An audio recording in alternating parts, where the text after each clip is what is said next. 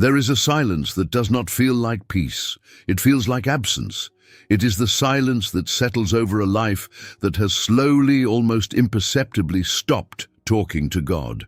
Not all at once, not in a single dramatic moment of rebellion or rejection, but gradually the way a fire dies when no one tends it, not with a sudden extinguishing, but with a slow cooling, an ember at a time, until one day you reach toward the place where the warmth used to be and find only ash. You do not remember the exact day you stopped praying. There was no decision, no announcement, no line you consciously crossed. There was only a Tuesday that became a week that became a month, and somewhere in the accumulation of ordinary days, the conversation that once anchored your soul simply faded into the background noise of a life that got busier and louder and more demanding, until the quiet place where you used to meet God went unvisited so long that you began to wonder whether anyone had ever been there at all. If you have felt that, if some part of you recognizes that description with an ache you cannot quite name, then you already understand, at a level deeper than words, exactly what this study is about. We are going to talk today about something that almost no one talks about honestly. We are going to talk about what actually happens to the human soul when prayer stops. Not what happens to your schedule, not what happens to your church attendance, not the external, visible, easily measured things. We are going to talk about the interior reality, the slow, quiet, often invisible erosion that takes place in the deep places of a person when the lifeline of prayer is cut, and the equally real, equally quiet restoration that becomes possible the moment that lifeline is taken up again. Because here is the truth that nobody tells you. The consequences of a prayerless life are rarely loud. They do not arrive as thunderclaps. They arrive as a thinning, a flattening, a gradual loss of color and depth and weight in a life that, from the outside, may look entirely unchanged. You can keep functioning. You can keep working and talking and planning and smiling. And all the while, something essential is quietly going hungry, starving in a room you have stopped entering. This is not a study designed to make you feel guilty. Let me say that as clearly and as warmly as I possibly can right at the beginning, so that you can lower your defenses and receive what follows with an open heart. Guilt is not the point. Guilt has never once, in all of human history, produced a genuine return to God. Guilt produces hiding. It produces the very avoidance that deepened the problem in the first place. No, this is not a study about guilt. This is a study about love.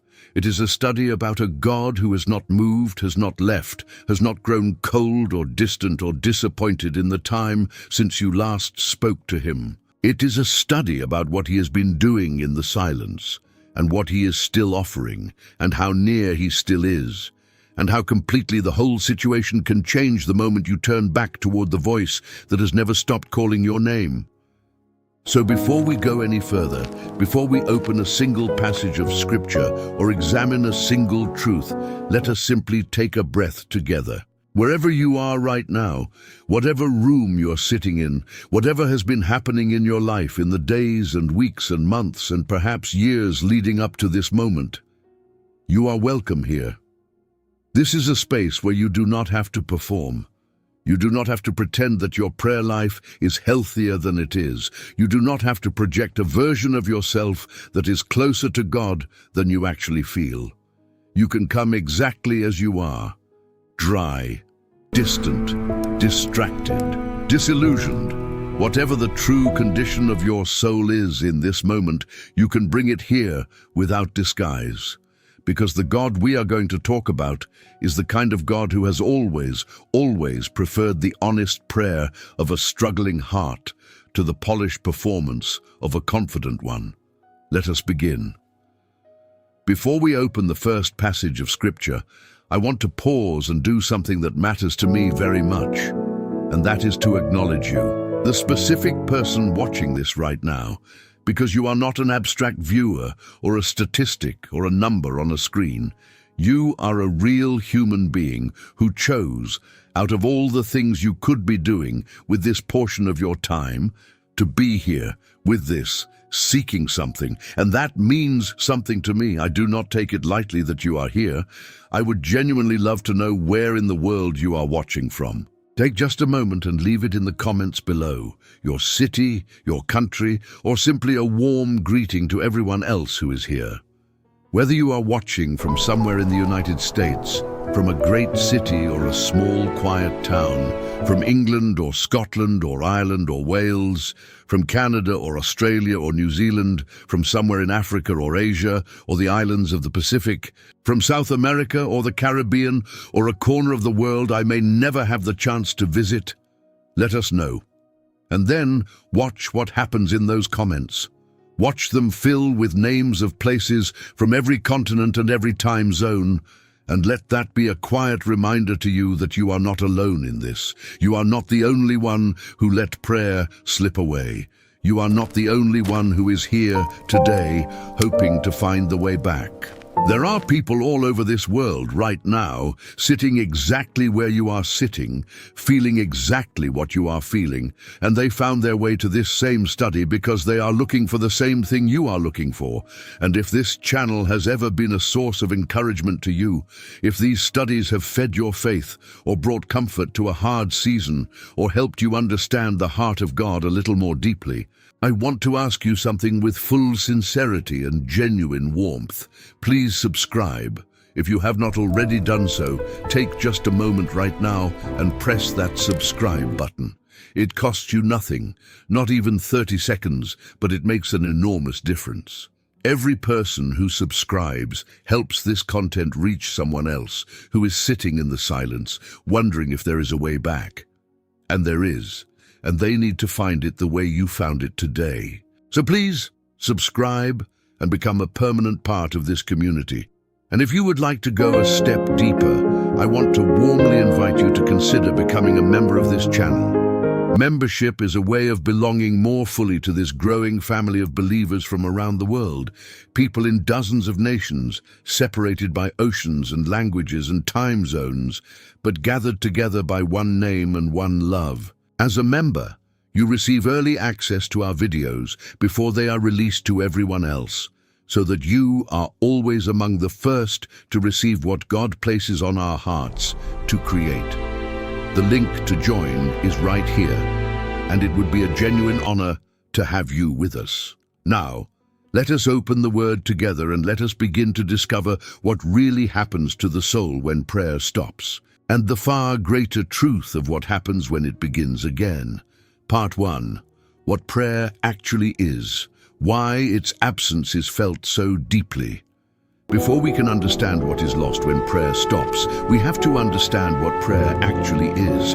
And here is where almost everyone goes wrong from the very beginning, because the popular understanding of prayer is so thin, so transactional, so mechanical, that it could never account for why its absence would devastate the soul. If prayer were merely the act of submitting requests to a cosmic authority, a kind of spiritual paperwork, a way of filing your needs with the management of the universe, then its absence would be a matter of administrative inconvenience at most.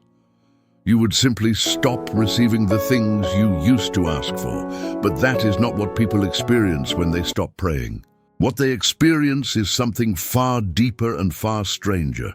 A loss of orientation, a fraying of identity, a creeping sense of being unmoored, a hunger they cannot satisfy with anything else. And that experience tells us that prayer was never merely a mechanism for getting things. It was something else entirely.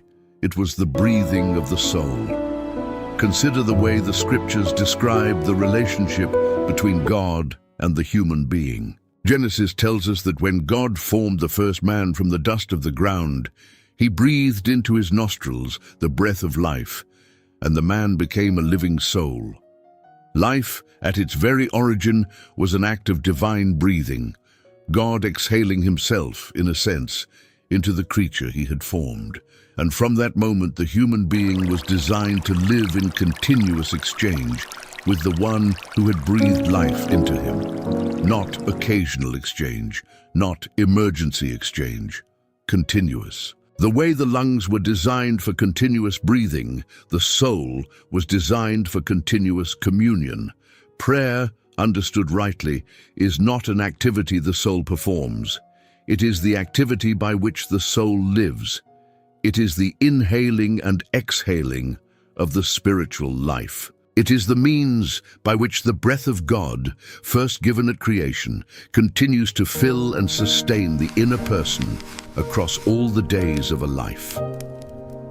This is why the absence of prayer is felt so deeply, even by people who could not articulate what is wrong. When you stop praying, you do not merely stop a religious habit, you begin slowly to suffocate, not physically. The body goes on, but the soul, deprived of the exchange it was built for, begins to experience the spiritual equivalent of oxygen deprivation. There is a heaviness, a dullness, a diminishing capacity to feel what you used to feel, to perceive what you used to perceive, to hope the way you used to hope.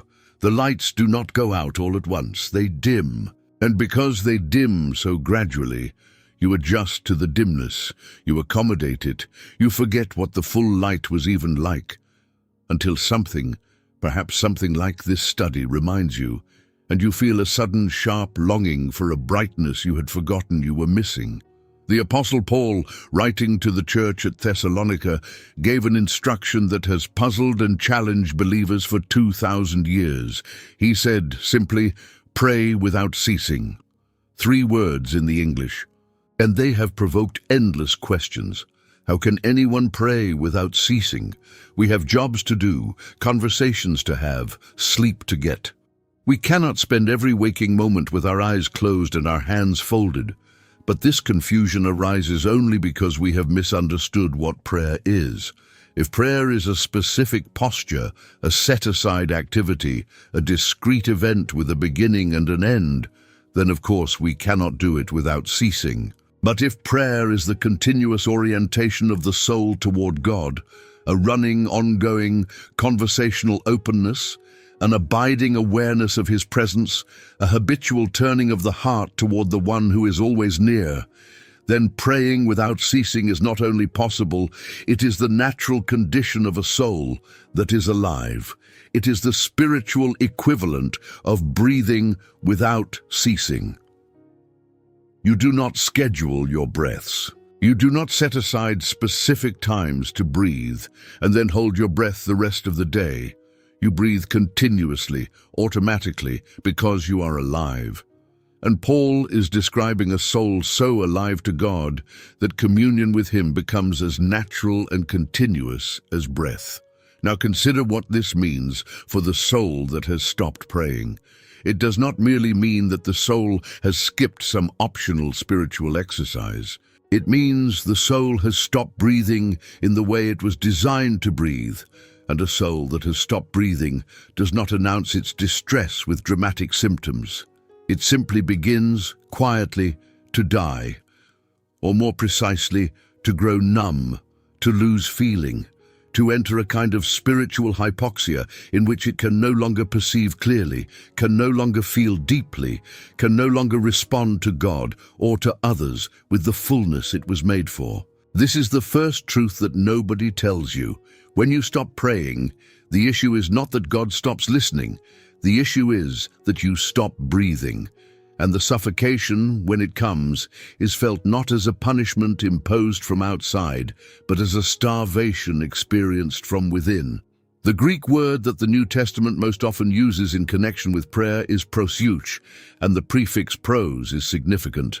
It means toward, a movement in the direction of something, a turning of the whole self toward a destination. Prayer, in its very grammar, is a turning toward God. And the soul that turns toward God is a soul that is oriented, anchored, facing the source of its life. The soul that stops praying is a soul that has turned away, not necessarily in hostility, often simply in distraction, and a soul turned away from its source begins inevitably to drift. There is no neutral position. There is no standing still in the spiritual life. You are either turning toward God or drifting away from Him, and prayer is the mechanism of the turning. Stop the turning, and the drifting begins. Not because God has set the current against you, but because the nature of a soul cut off from communion is to drift. The way a boat unanchored in a river will be carried downstream by a current it did not choose and cannot resist. We will spend the hours of this study tracing exactly what that drift looks like, naming with as much honesty and precision as we can the specific things that happen to the soul as the prayerless days accumulate. But I want you to hear, even now, before we name a single one of them, that none of this is said to frighten you. It is said to wake you. There is an enormous difference. Fear says, "Look how far you have fallen. Look how much you have lost." Despair of ever recovering it.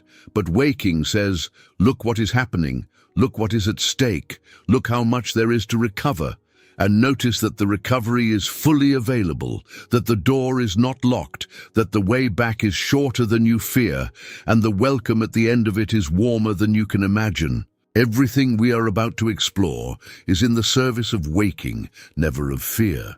So let us continue, with our eyes open and our hearts unafraid, into the truth that nobody tells you. Part 2. The first thing to go. The sense of God's nearness. The first thing that begins to fade when prayer stops is not your belief in God. That often remains intact, sometimes for a very long time. You can go years without praying and still affirm, if anyone asks, that you believe God exists, that Jesus is who He said He was, that the gospel is true. Belief is surprisingly durable. It can survive on the fumes of old conviction long after the fuel of living communion has run out. No, the first thing that goes is not belief. The first thing that goes is the sense of God's nearness, the felt presence. The experiential awareness that He is here with you, attending to you close enough to touch. This is a subtle loss, and it is precisely its subtlety that makes it so dangerous. Because the loss of God's felt nearness does not feel at first like a spiritual crisis. It feels like normal life. It feels like maturity even. You might tell yourself that you have simply outgrown the emotionalism of an earlier faith, that you are now operating on a more sophisticated, less feelings-dependent footing. And there is a half-truth buried in that rationalization, which is what makes it so effective. It is true that the felt presence of God is not the foundation of our relationship with Him, that faith is not the same as feeling, that God is no less present in the dry seasons than in the warm ones. All of that is true, but it is a truth that can be twisted into a justification for spiritual neglect, and that is exactly what the drifting soul tends to do with it. It uses the genuine truth that feelings are not foundational to excuse the genuine loss of a nearness that it was meant to cultivate and enjoy. Let us be honest about what the felt nearness of God actually is. Because the church has sometimes been confused about it, it is not the foundation of your salvation. Your salvation rests on the finished work of Christ, not on whether you feel close to God on any given Tuesday. But it is, nonetheless, a real and precious gift, and it is a gift that is largely mediated through prayer. When you spend time in communion with God, speaking to Him, listening for Him, turning your attention toward Him, dwelling in His Word, lingering in His presence, there develops over time a sensitivity, an awareness, a kind of spiritual perception that allows you to recognize His nearness in the ordinary moments of your day. You begin to sense Him in the quiet. You begin to feel His comfort in the difficult hours. You begin to perceive His guidance, His pleasure, His correction, His love, not as dramatic supernatural events, but as a steady undertone running beneath your daily experience. This perception is real, and it is one of the great joys of a praying life, And it is the first thing to fade when prayer stops, because the perception was being cultivated by the communion, and when the communion ceases, the perception begins to dull. It is exactly like a sense that goes unused. A person who lives in constant noise loses the ability to perceive subtle sounds. A person who lives in artificial light loses the night vision that would let them see by starlight. The faculty does not disappear all at once, but it atrophies, it grows insensitive. It requires more and more stimulation to register anything at all, until eventually the person, surrounded by the same God who was always near, can no longer perceive him, and concludes falsely that he must have withdrawn. This is one of the cruelest deceptions in the whole experience of a prayerless life. The soul that has stopped praying begins to feel that God has grown distant, when in fact it is the soul itself that has lost the capacity to perceive a nearness that has not changed at all. God has not moved. The prophet Jeremiah, speaking the word of the Lord, asks, "Am I a God at hand and not a God afar off? Can any hide himself in secret places that I shall not see him? Do not I fill heaven and earth?" God fills heaven and earth. He is no less present in the room with the prayerless person than in the room with the praying one. The difference is not in God's location. The difference is in the soul's perception, and the soul's perception was being maintained by the very communion that has now ceased. Consider the experience of the psalmist who wrote, "As the hart panteth after the water brooks, so panteth my soul after thee, O God. My soul thirsteth for God, for the living God. When shall I come and appear before God?" This is the language of a soul that has known the nearness of God and is now feeling its absence. And notice that the psalmist does not conclude that God has abandoned him. He experiences the absence as a thirst, an ache, a panting desperation for a presence he remembers and longs to recover. This is the healthy response to the fading of God's felt nearness, not the cold rationalization that says feelings do not matter anyway, but the holy thirst that drives the soul back toward the source. The psalmist's thirst is itself an act of turning, a movement back toward God, the first motion of return. And it is significant that he expresses this thirst in prayer. Even his lament over God's felt absence is itself a prayer, which means that even in the driest season, the moment the soul cries out, the breathing has resumed and the nearness begins to be restored. But the soul that does not cry out, that does not allow the fading nearness to become a holy thirst, that instead grows comfortable with the dimness and stops noticing the absence, that soul enters a far more dangerous condition. Because the absence of felt nearness, when it is not grieved and not resisted, becomes the new normal. The soul forgets what nearness felt like. It builds a whole way of living around the assumption of God's distance. And from that assumption, everything else begins to deteriorate, because the felt nearness of God was doing far more work in the soul than the soul ever realized. It was the warmth that kept fear at bay. It was the assurance that quieted anxiety. It was the companionship that made loneliness bearable. It was the awareness that gave weight and meaning and sacredness to ordinary moments. Take it away, and all of those things begin to unravel one after another in a chain reaction that the soul experiences as a generalized darkening of life without ever quite tracing it back to its source. This is why the loss of God's felt nearness is the first thing to go, and in many ways, the most consequential. It is the first domino. And the truth that nobody tells you is that this first loss is almost entirely silent.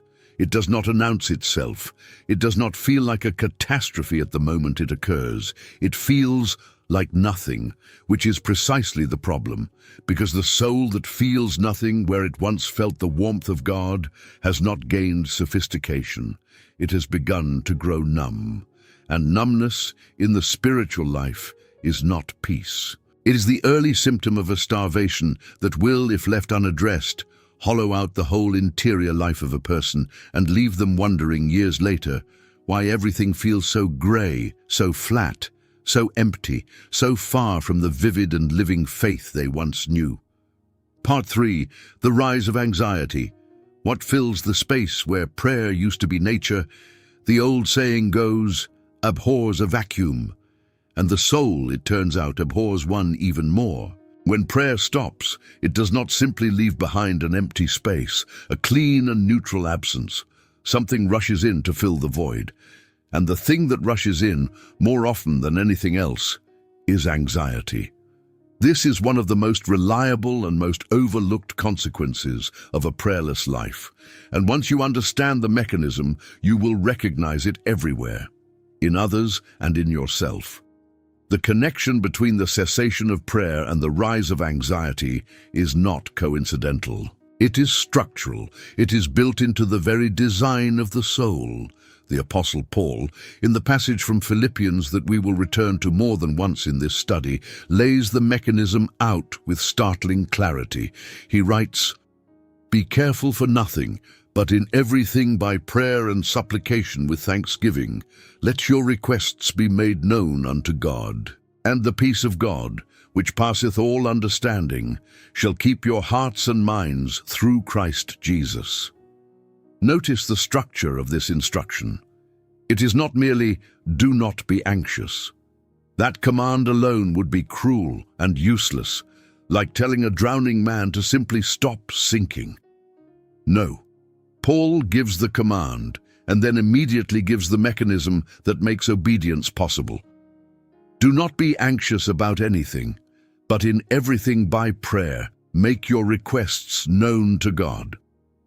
The "but" is doing enormous work. It is presenting prayer as the direct alternative to anxiety, the activity that occupies the same territory in the soul, the thing that either fills the space or leaves it open for anxiety to fill. Think carefully about what anxiety actually is.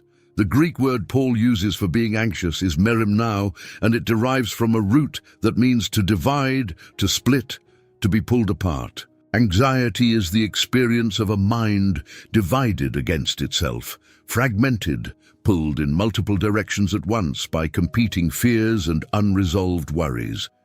It is the soul trying to carry the full weight of its future, every possible outcome, every imaginable threat, every uncertainty that cannot be resolved entirely in its own strength, with no one to share the load.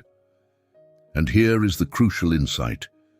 This is precisely the burden that prayer was designed to lift. When you pray, you're not merely informing God of things He already knows. You're transferring the weight. You're taking the burden that has been pressing down on you and casting it onto shoulders infinitely broader than your own. You're moving from the posture of a person trying to manage the universe alone to the posture of a child entrusting their cares to a father who is both able and willing to carry them. So what happens when prayer stops? The weight does not disappear. The cares of life do not vanish simply because you have stopped praying about them. The bills still come, the diagnoses still arrive, the relationships still strain, the future remains as uncertain as it ever was. But now there is no mechanism for transferring the weight. There is no casting of cares onto a stronger shoulder.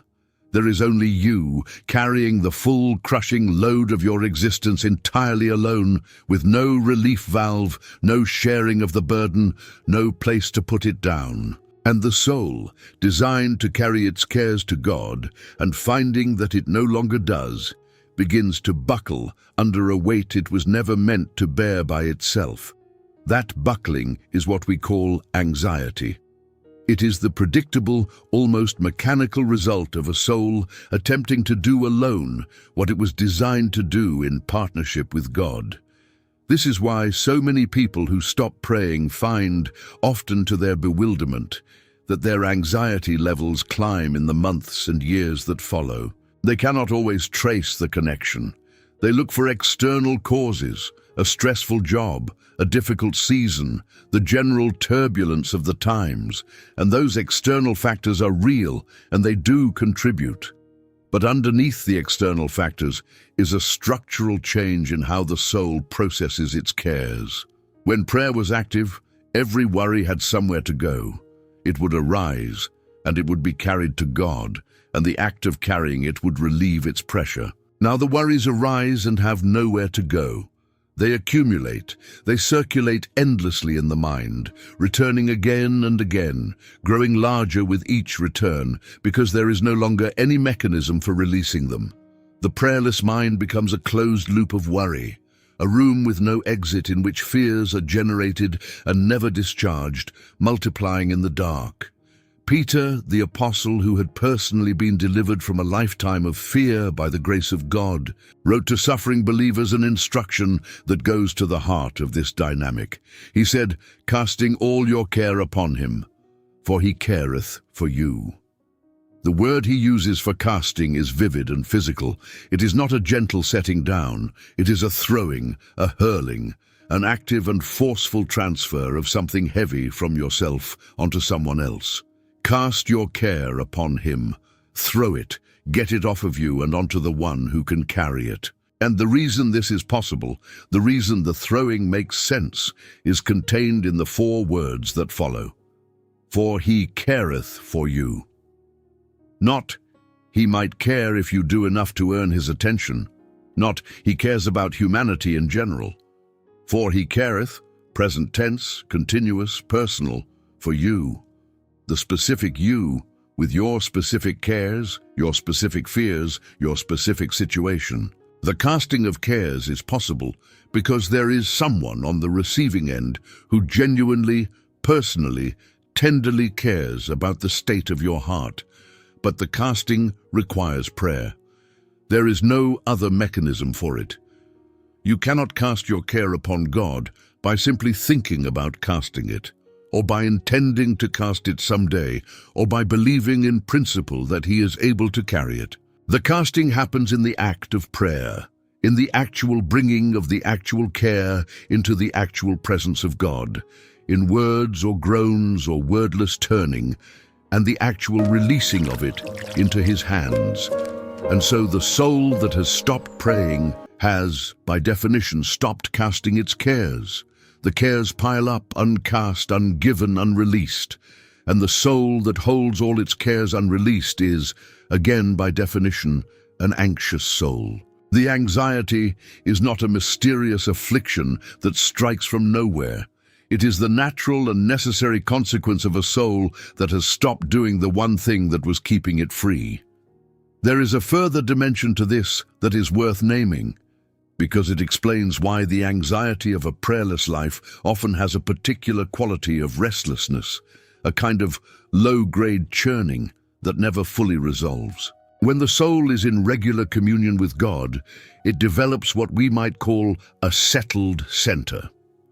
There is a place deep within, beneath the surface turbulence of daily life, beneath the comings and goings of circumstance, that remains anchored, quiet, secure, because it is in constant contact with the unchanging God. The storms may rage on the surface, but the depths are calm, because the depths are tethered to someone who does not move. This is the peace that Paul says passeth all understanding, the peace that cannot be accounted for by circumstances, the peace that shall keep. And that word keep, phrorio in the Greek, is a military term meaning to garrison, to mount guard, to post a sentinel. The peace of God stands guard over the heart and mind of the praying person like a soldier at his post, preventing anxiety from establishing its occupation. When prayer stops, the guard is withdrawn. The settled center loses its tether, and now there is nothing beneath the surface turbulence, no calm depths, no anchored place, no garrison standing watch. The turbulence goes all the way down. The storms on the surface reach into the depths because there are no longer any depths that are protected from them.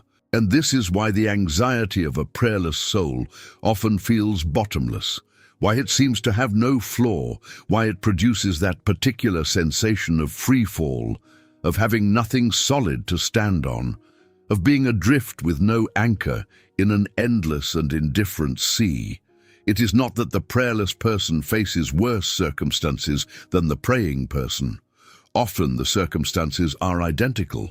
The difference is that one of them has a garrison standing guard over the depths, and one of them does not. One of them is tethered to the unmoving God, and one of them has cut the tether and is now being carried wherever the current of fear decides to take them. The truth that nobody tells you is this: a great deal of the anxiety that floods modern life, the chronic, low-grade, ever-present unease that so many people carry as though it were simply a feature of being alive, is, at least in part, the predictable result of souls that have stopped breathing in the rhythm they were designed for. It is the sound of cares that have nowhere to go. It is the churning of depths that have lost their anchor. It is the alarm of a guard's post that has been abandoned. And the remedy is not, in the end, a technique. It is not a breathing exercise or a mindfulness app, useful as those things may be at the surface level. The remedy is the restoration of the breathing itself, the resumption of the casting, the return to the one who said, "Cast all your care upon me, for I care for you." The moment the cares begin to be cast again, the moment the breathing resumes, the moment the prayer begins, however haltingly, however imperfectly, the guard returns to his post, the depths begin to settle, and the peace that passes understanding begins once again to stand watch over a heart that had forgotten what peace even felt like. Part 4. The Hardening. How a prayerless heart slowly loses its tenderness. There is a process that the scriptures describe with a recurring and sobering word: hardening, the hardening of the heart. It is one of the most frequently mentioned spiritual dangers in the entire Bible, and yet it is one of the least understood because we tend to imagine it as a dramatic event, a sudden act of defiance, a deliberate closing of the heart against God in a moment of conscious rebellion. And occasionally it does happen that way, but far more often the hardening of the heart is not an event at all. It is a process. A slow, quiet, almost imperceptible loss of tenderness, sensitivity, and responsiveness that takes place over a long stretch of time. And one of the most common engines of that hardening is the cessation of prayer. To understand this, we have to understand what keeps a heart tender in the first place. The human heart, left entirely to itself, does not naturally grow softer over time. The opposite is true. The natural drift of the unprayed-for heart is toward hardness, toward calcification, toward a kind of protective shell that forms over the tender places as a defense against the disappointments and wounds and frustrations of life. This is simply what hearts do when they are not actively kept soft. They harden, the way skin hardens into callus where it is repeatedly rubbed, the way ground hardens into a crust where it is never broken up. Tenderness is not the default. Tenderness is a condition that must be maintained, and it is maintained in large part through the regular softening work of prayer. What does prayer do to keep the heart tender? Several things, all of them quiet and cumulative. First, prayer keeps the heart in regular contact with the love of God. And there is nothing in all the universe more capable of softening a hard heart than the experience of being genuinely loved. When you spend time in prayer, really in it, not merely going through motions, but actually turning your heart toward God and dwelling in His presence, you are repeatedly exposed to His love, His grace, His mercy, His tenderness toward you. And that exposure works on the heart the way warmth works on something frozen. It thaws, it softens, it restores the capacity to feel. A heart that is regularly bathed in the love of God remains capable of love, capable of being moved, of being touched, of responding to others with compassion and warmth.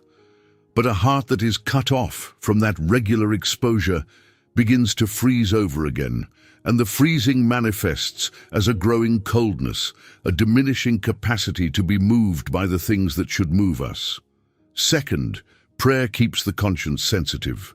When you bring your life regularly before God, examining it in His presence, confessing what needs confessing, allowing His light to shine into the corners you would rather keep dark, your conscience remains alive, responsive, quick to register the difference between right and wrong, but the conscience, like every other faculty, dulls with disuse. The soul that no longer brings its life before God in prayer no longer subjects its conscience to that regular examination, and the conscience begins to grow quiet, not because the soul has become more righteous, but because the alarm system has been allowed to go silent. Things that once would have troubled the conscience now pass unnoticed. Compromises that once would have caused a pang of conviction are now made without a second thought. The voice that once said, "This is wrong," grows fainter and fainter, not because it has been silenced by argument, but because it has been ignored so long that it has stopped speaking up. This is the hardening of the conscience, and it is one of the gravest consequences of a prayerless life, because a hardened conscience is a soul that has lost its capacity to course correct, a ship that has lost its compass and does not even know it is lost. Third, prayer keeps the heart humble, and humility is the soil in which tenderness grows. There is something about the regular practice of coming before God, of acknowledging Him as God and ourselves as creatures, of bringing our needs and our failures and our dependence into His presence, that keeps us rightly sized in our own estimation. Prayer is, at its root, an admission of need. It is the posture of a person who knows they cannot do it alone, who comes with open hands, who depends on someone greater than themselves. And that posture, maintained over time, keeps the heart humble. But the soul that stops praying loses that regular humbling. It begins, subtly, to operate as though it were self-sufficient, as though it could manage its own life, secure its own future, meet its own needs without reference to God. And self-sufficiency, even when it is not consciously chosen, is the very essence of pride. The prayerless soul drifts, almost inevitably, toward a quiet, practical pride, an operating assumption of independence. And pride is the great hardener of hearts. It was pride that hardened Pharaoh's heart against God. It was pride that hardened the hearts of the religious leaders against Jesus. And it is a quiet, unexamined, practical pride that hardens the heart of the person who has stopped depending on God in prayer. The writer of Hebrews issues a warning that bears directly on this process. He writes, "Take heed, brethren, lest there be in any of you an evil heart of unbelief in departing from the living God. But exhort one another daily, while it is called today, lest any of you be hardened through the deceitfulness of sin." Notice the phrase, the deceitfulness of sin. The hardening happens through deceitfulness. It is not honest. It does not announce itself. It tells the heart that everything is fine, that nothing is changing, that the gradual cooling is actually maturity, that the diminishing sensitivity is actually stability. The deceitfulness of sin whispers reassurances, even as the hardening proceeds, which is exactly why the warning is necessary, exactly why the writer of Hebrews adds that little word daily, exhort one another daily, because the hardening is a daily process, an accumulation of small calcifications, and it requires a daily counter-process to resist it. And prayer is the heart of that daily counter-process. The daily turning toward God in prayer is the daily breaking up of the hardening ground, the daily thawing of the freezing heart, the daily softening that keeps tenderness alive. I want to describe what this hardening looks like in actual experience, because it is so subtle that many people are well into it before they recognize it, and some never recognize it at all. It looks like a growing impatience with people you used to be patient with. It looks like a diminishing capacity to be moved by beauty, by suffering, by the needs of others, by the things of God. It looks like a cynicism that creeps in where wonder used to be. It looks like a hardness in your reactions, a sharpness in your words, a quickness to judge and a slowness to forgive. It looks like sitting through things that once would have brought you to tears and feeling nothing. It looks like hearing the gospel, the very gospel that once overwhelmed you with gratitude and feeling only a flat familiarity, a yes, yes, I know all that has lost all its power to move you. It looks like a life that is becoming, year by year, a little colder, a little harder, a little more closed, while you tell yourself the whole time that you are simply growing up, settling down, becoming more realistic about the world. And here is the part that nobody tells you, the part that makes this so urgent. The hardened heart loses its ability to recognize its own hardening. This is the cruelest feature of the whole process. A soft heart can feel itself growing hard and be alarmed by it. But a heart that has already hardened significantly has lost the very sensitivity that would allow it to perceive the problem. It feels its hardness as normal, as reasonable, as simply the way things are. The hardening is self-concealing. It removes the very faculty that would sound the alarm, and so the person who has drifted furthest into the hardening of a prayerless life is often the person least able to recognize it, the person most likely to insist that everything is fine, that they are doing well, that their faith is mature and stable, when in fact a tenderness that was once alive in them has quietly frozen solid. If anything in this description has stirred even a flicker of recognition in you, if some part of you, hearing this, has felt a small ache, a faint sense that yes, perhaps something in me has been growing colder than I realized, then I want you to receive that flicker as one of the most hopeful things that could possibly happen to you right now. Because the very fact that you can feel it means the hardening is not complete. The very fact that the description stirs something means there is still tenderness left to recover, still a soft place that the freezing has not entirely overtaken. That ache you feel is the ember that has not gone out. It is the part of your heart that is still capable of being thawed. And the thawing begins the very moment you turn back toward the warmth, the moment you begin again, however haltingly, to pray. God specializes in hearts of stone. He made a promise through the prophet Ezekiel that speaks directly to this condition. A new heart also will I give you, and a new spirit will I put within you. And I will take away the stony heart out of your flesh, and I will give you an heart of flesh. He does not merely soften the stony heart, he replaces it. He is in the business of giving hearts of flesh to people who had given up on ever feeling anything again. And that work begins where it always begins, in the turning, in the breathing, in the prayer. Part 5. The loss of spiritual hearing. When you can no longer discern his voice. One of the most precious capacities of a praying soul is the ability to hear God, not audibly in most cases, but in that deeper way that the scriptures describe, the way of inward leading, of gentle conviction, of the still small voice that guides and corrects and comforts beneath the noise of conscious thought. Jesus said, "My sheep hear my voice, and I know them, and they follow me." The hearing of God's voice is presented in Scripture not as a rare gift granted to spiritual elites, but as a normal feature of belonging to Christ. The sheep hear the shepherd's voice. That is simply what sheep do. It is part of the relationship. And this hearing, this capacity to discern the leading of God in the ordinary decisions and moments of life, is one of the great treasures of a life in communion with Him. And it is one of the casualties of a prayerless life.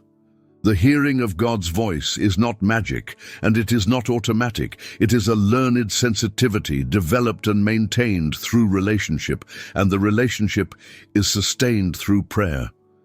Consider how it works in any deep human relationship. Two people who have known each other intimately for many years develop an ability to read each other, to sense each other's meaning, to hear the unspoken beneath the spoken.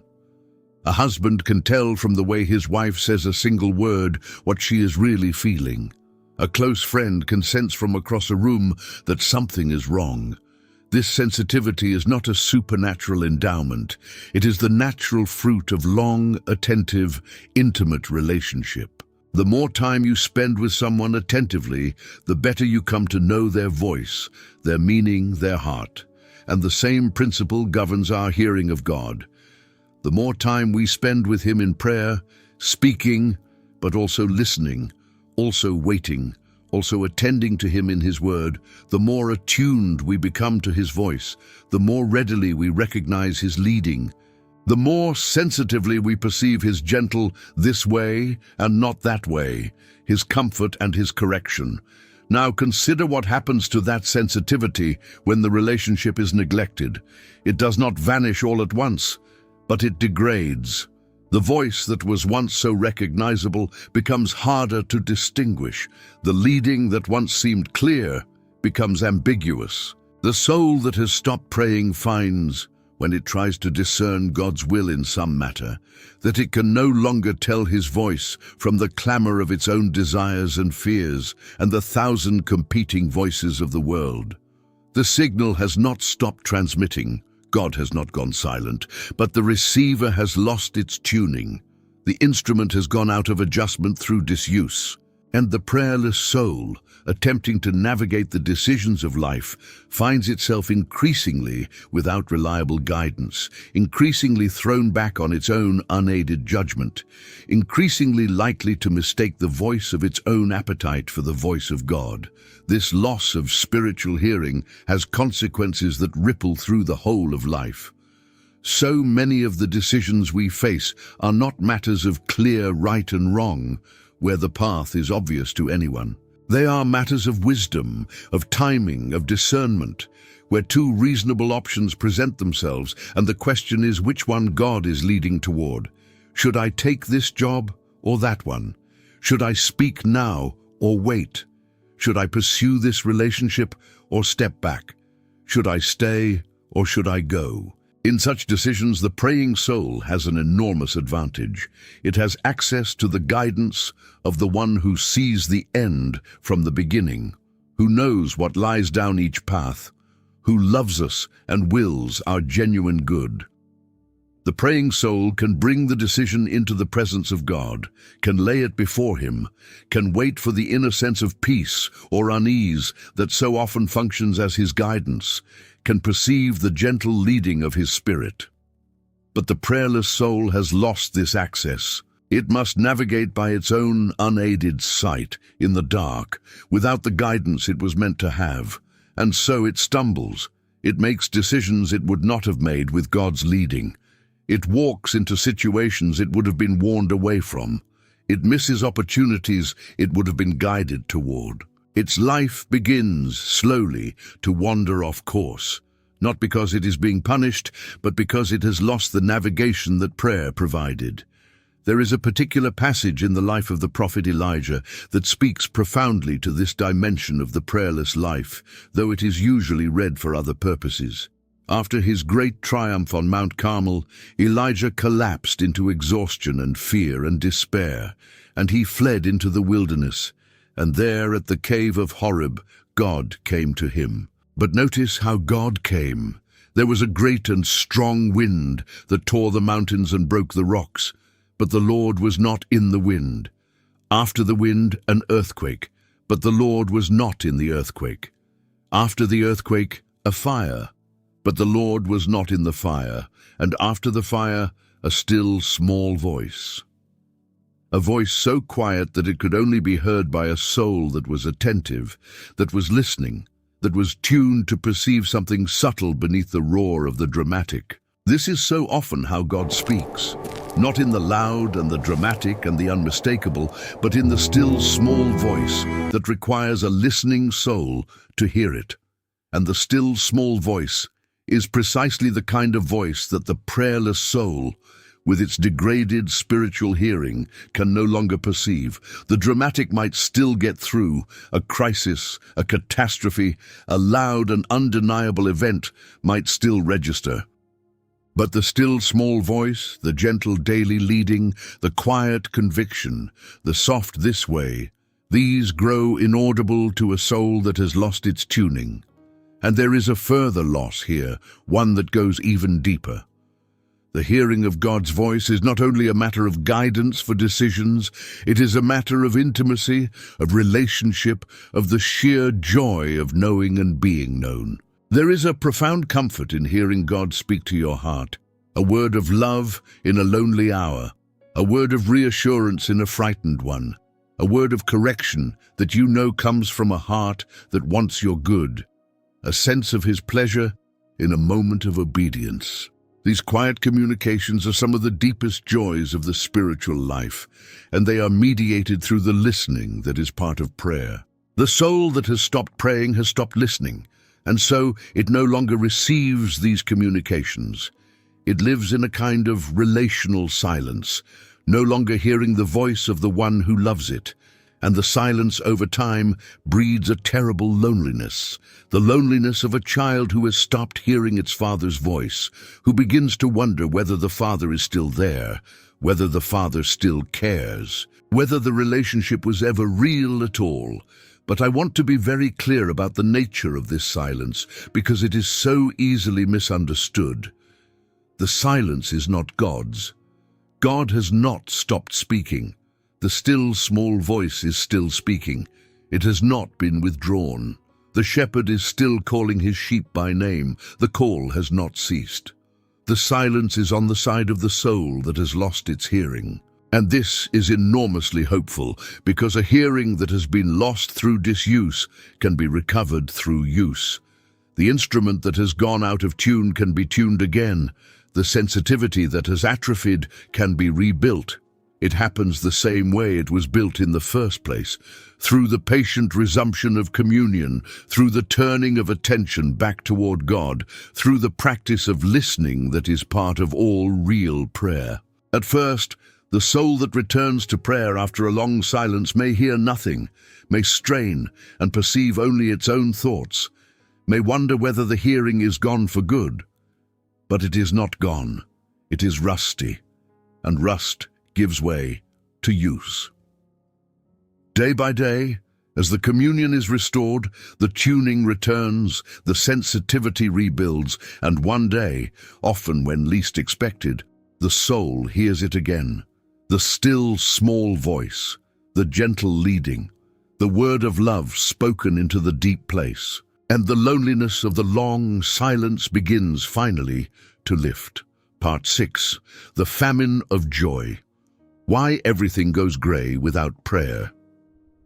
There is a particular quality to the life of a soul that has stopped praying, and once you learn to recognize it, you will see it everywhere. It is a greyness, a flatness, a draining of color and vividness and delight from a life that may, on every external measure, be going perfectly well. The person experiencing it often cannot name it. They have everything they are supposed to have. They are doing everything they are supposed to do, and yet a strange joylessness has settled over everything, a sense that the savor has gone out of life, that they are going through the motions of an existence that no longer delights them the way it once did. This is the famine of joy, and it is one of the quietest and most pervasive consequences of a prayerless life. To understand the famine, we have to understand where joy actually comes from. And here, as with so much else, the popular understanding leads us astray. We tend to think of joy as something produced by favorable circumstances. We are joyful when good things happen and joyless when they do not. And there is a kind of happiness that works exactly that way, a circumstantial happiness that rises and falls with the fortunes of the day. But the joy that the Scriptures describe, the deep and durable joy that is meant to be a normal feature of the believing life, does not work that way at all. It is not produced by circumstances. It is produced by communion. It is a fruit. The Scriptures explicitly call it a fruit of the Spirit, and like all fruit, it grows from a living connection to a source. Cut the connection and the fruit withers, regardless of how favorable the external circumstances may be. Jesus made this connection explicit in his final discourse to his disciples. Speaking of the relationship between himself and his followers as a vine and its branches, he said, "These things have I spoken unto you, that my joy might remain in you, and that your joy might be full." Notice the structure of that statement. The joy that fills the believer is his joy, Christ's own joy, remaining in them. It is not a joy they generate, it is a joy that flows into them from him, through the living connection between the branch and the vine. And he places this statement in the very same passage where he gives his great command to abide, meno, the word for remaining, dwelling, staying connected. The full joy comes from the abiding. The abiding is the connection, and the connection is sustained, as all the New Testament makes clear, through prayer and communion with God. Take away the abiding, sever the connection, stop the communion, and the joy, which was flowing from the vine into the branch, ceases to flow. The branch does not die immediately. It may stay green for a while on its stored reserves, but the joy stops coming, because joy was never something the branch produced. It was something the branch received. This is why the famine of joy is so bewildering to the people who experience it. They keep looking at their circumstances, trying to find the external cause of their joylessness, and they cannot find it, because the cause is not external. They have good jobs, and they are joyless. They have loving families, and they are joyless. They achieve their goals, and the achievement tastes like ashes. They get the thing they wanted, and the wanting simply moves on to something else, because the thing, whatever it was never capable of producing the joy they were looking for. Circumstantial happiness can rise and fall, but the deep joy, the joy that gives savor to life, that makes ordinary moments glow, that allows a person to find delight even in difficulty, that joy comes only from communion with the source of all joy. And the soul that has stopped praying has stopped drawing from that source, and so it experiences a famine that no amount of favorable circumstance can relieve. Consider the testimony of the psalmist David, who knew both the heights of communion with God and the depths of its loss. In Psalm 16 he writes, "Thou wilt show me the path of life. In thy presence is fullness of joy. At thy right hand there are pleasures forevermore. In thy presence is fullness of joy." The fullness of joy is located in God's presence. It is not located in circumstances, in achievements, in possessions, in pleasures of any earthly kind. It is in His presence. And the presence of God is precisely what prayer cultivates and prayerlessness loses. The soul that dwells in God's presence, that turns toward Him, communes with Him, abides in Him through prayer, has access to the fullness of joy, regardless of circumstance. And the soul that has wandered from that presence has wandered from the fullness of joy, and will not find it again anywhere else, no matter how diligently it searches, because it is not anywhere else to be found. David's most piercing prayer on this subject comes in Psalm 51, after his great fall, when he had wandered far from God and felt the full grayness of that distance. He prays, "Restore unto me the joy of thy salvation." Notice what he asks for. Not give me the joy of better circumstances, not improve my situation so that I might be happy again.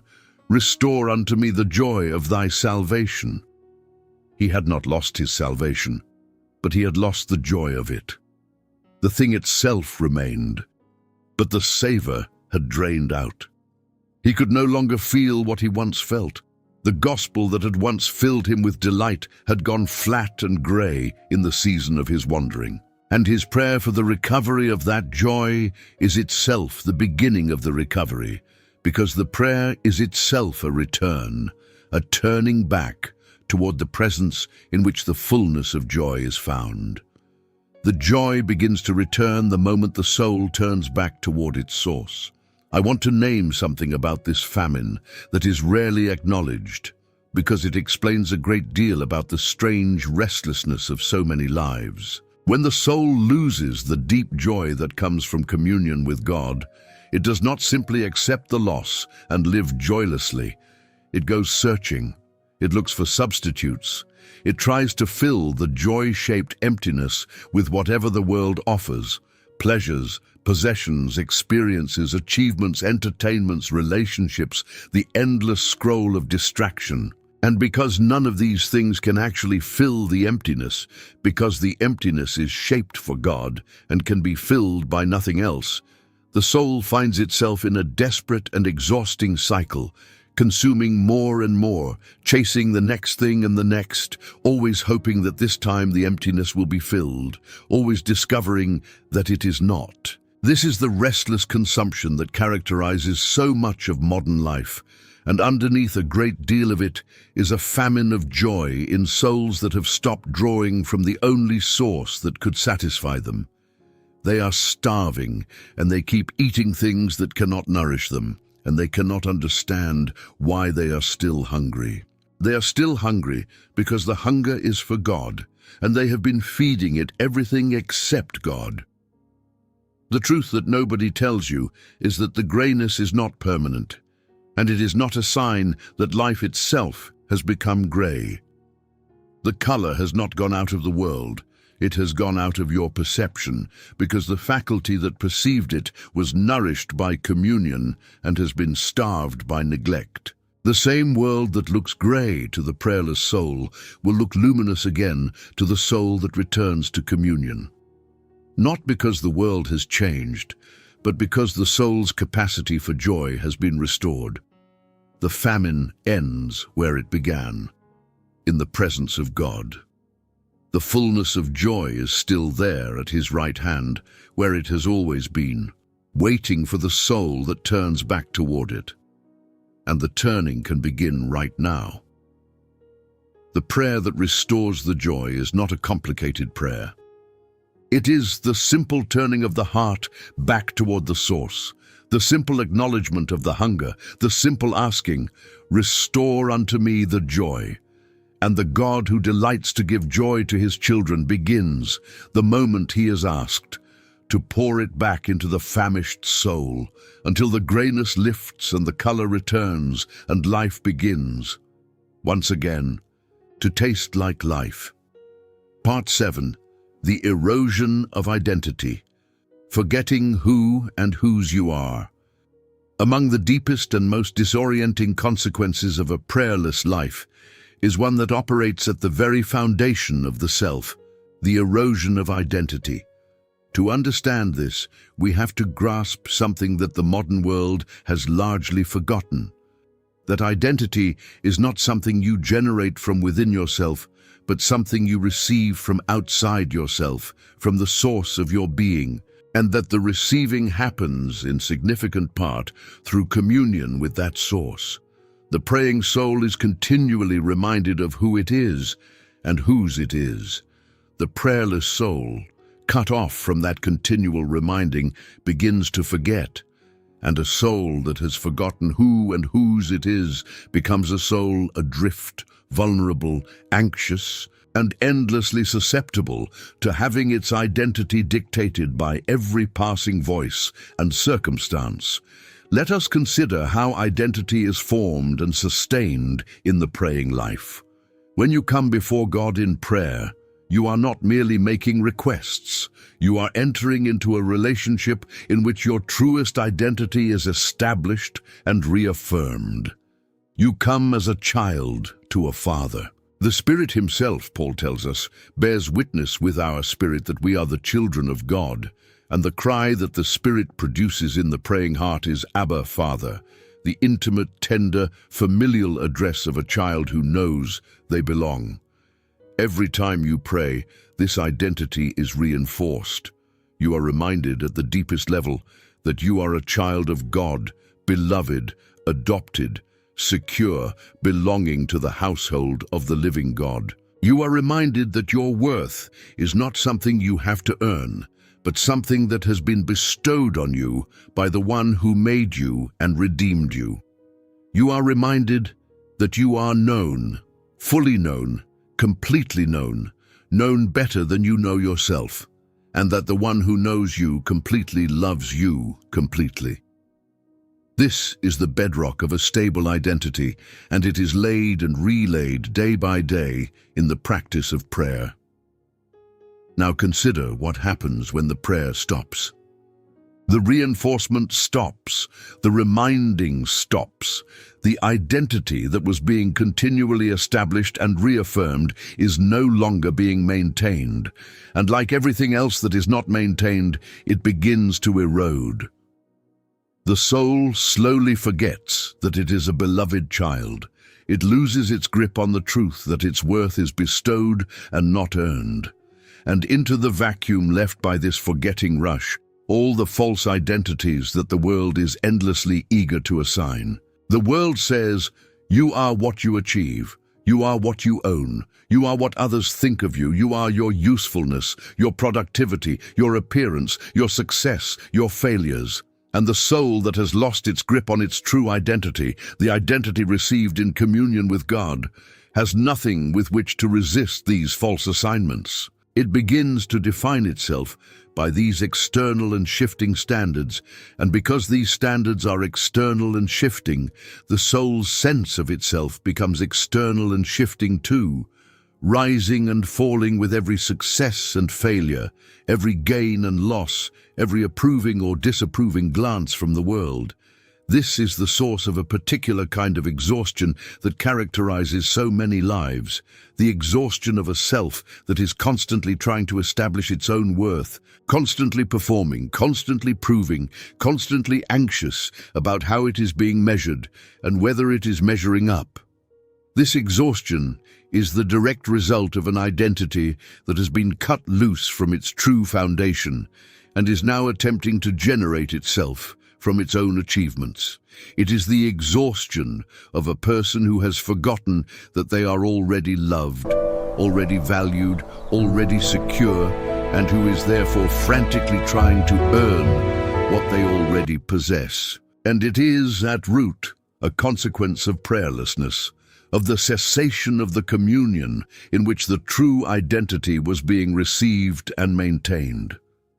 The Apostle John, in his old age, gave us one of the most beautiful examples of an identity rooted in the right foundation. Throughout his gospel, he refers to himself not by his name, not by his accomplishments, not by his apostolic authority, but by a single description, the disciple whom Jesus loved.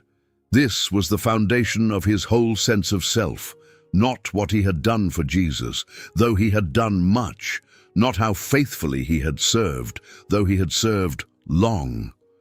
The deepest, truest thing he knew about himself was what Jesus had done for him. Jesus loved him. He was the one Jesus loved.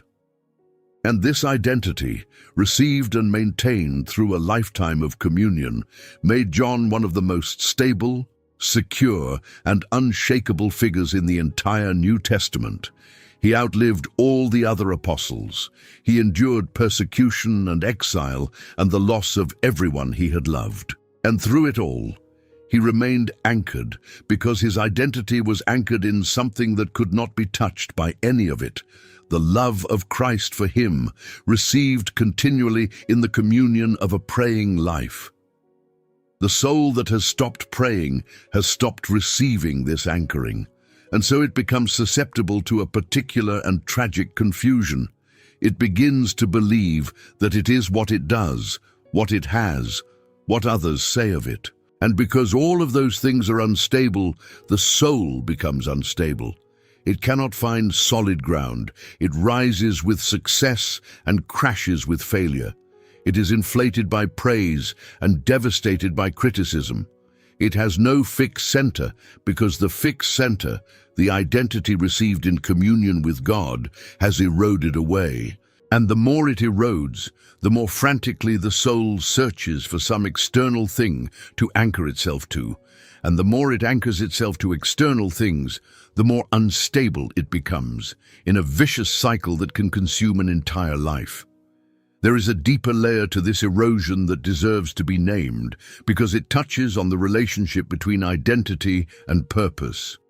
The soul that knows who and whose it is also knows, in a fundamental sense, what it is for. A child of God who is secure in that identity understands that their life has a purpose that flows from their relationship with their Father. To know Him, to love Him, to glorify Him, to serve His purposes in the world, to be conformed to the image of His Son. This purpose gives shape and direction and meaning to the whole of life. But the soul that has lost its identity has also lost its sense of purpose. It no longer knows what it is for. And a soul without a sense of purpose is a soul that drifts, that wanders, that fills its days with activity but cannot find meaning in any of it, that achieves its goals and finds the achievement hollow because it has lost the larger frame that would have given the achievement significance. The famous restlessness that the Church Father Augustine named, "Our heart is restless until it finds its rest in Thee," is, in part, this loss of purpose, this drifting of a soul that has forgotten what it is for because it has forgotten whose it is. And yet, and here is the great mercy that runs through this entire study, none of this erosion is irreversible. The identity that has been forgotten can be remembered. The foundation that has been neglected can be reclaimed. And the remembering happens in exactly the place where the identity was first received, in communion with God, in prayer, in the turning of the heart back toward the Father who has never stopped regarding you as His beloved child. The moment you return to prayer, the reinforcement resumes. The reminding begins again. The Spirit, who had never stopped bearing witness, is heard again, crying, "Abba, Father," in the depths of the returning heart. And the soul begins to remember what it had forgotten, that it is loved, that it belongs, that its worth was never something it had to earn, that it is and has always been and will always be a beloved child of the living God. The false identities begin to lose their grip. The exhausting performance begins to cease. The frantic searching for external anchors begins to quiet, because the true anchor has been found again. You are the one God loves. That was always who you were. And in returning to prayer, you return to the place where that truth is spoken over you again and again, until it becomes once more the bedrock of your whole life. Part 8. The weakening of resistance. Why the prayerless soul falls more easily. There is a sobering pattern that runs throughout the Scriptures and throughout the experience of every honest believer. The soul that has stopped praying is a soul that falls more easily. Its resistance to temptation weakens. Its capacity to stand firm in trial diminishes. Its defenses against the pressures and seductions and assaults of life are lowered. And this is not a coincidence or a mere correlation. It is a direct, structural consequence of the cessation of prayer, because prayer is, among its many functions, one of the primary means by which the soul is strengthened, guarded, and made able to stand. Jesus Himself made this connection with unmistakable clarity in the Garden of Gethsemane. On the night of His arrest, He had brought His disciples with Him to the garden, and He had asked them to watch and pray while He went a little farther to pray alone. And when He returned and found them sleeping, He said to them words that have echoed through the centuries as one of the clearest statements in all of Scripture about the relationship between prayer and the ability to withstand temptation. Watch and pray, that ye enter not into temptation. The spirit indeed is willing, but the flesh is weak. Watch and pray that you enter not into temptation. The praying is presented as the very thing that keeps the soul from entering into temptation, that strengthens it against the weakness of the flesh, that prepares it to stand in the hour of trial. And the disciples, who did not pray that night, who slept instead of watching, who neglected the very prayer Jesus had urged on them, proved the point with devastating clarity within hours. When the moment of testing came, they did not stand. They fled, Peter, who had not prayed in the garden, denied his Lord 3 times before the night was out. The prayerless disciples fell, and Jesus, who had prayed in agony until his sweat was like great drops of blood, stood, walked into the worst suffering in human history with a composure and a steadfastness that astonished even his executioners. The difference between standing and falling on that night was the difference between those who had prayed and those who had not. Why does prayer strengthen the soul against temptation, and why does its absence weaken the soul's resistance? There are several reasons, and they work together. First, prayer keeps the soul in conscious dependence on God's strength rather than its own. The great vulnerability of the soul that faces temptation is self-reliance, the assumption that it can stand in its own strength, that its own willpower and resolve are sufficient to resist whatever comes. But the flesh, as Jesus said, is weak. The soul's own strength is never sufficient, and the praying soul knows this. The very act of prayer is an admission of dependence, a reaching out for a strength beyond its own. The prayerless soul, by contrast, has drifted into self-reliance, has stopped reaching for God's strength, and is therefore attempting to stand against temptation on the strength of the flesh alone, which is to say, on a strength that is guaranteed to fail when the pressure becomes great enough. The prayerless soul falls not because it faces stronger temptations than the praying soul, but because it faces them with weaker resources, having cut itself off from the strength that alone is sufficient. Second, prayer keeps the soul's affections rightly ordered, and rightly ordered affections are one of the great defenses against temptation. Temptation works in large part by making something forbidden appear more desirable than it is, by inflating its promised pleasure and obscuring its real cost. The soul falls when its affections are disordered, when it desires the forbidden thing more than it desires God and the good.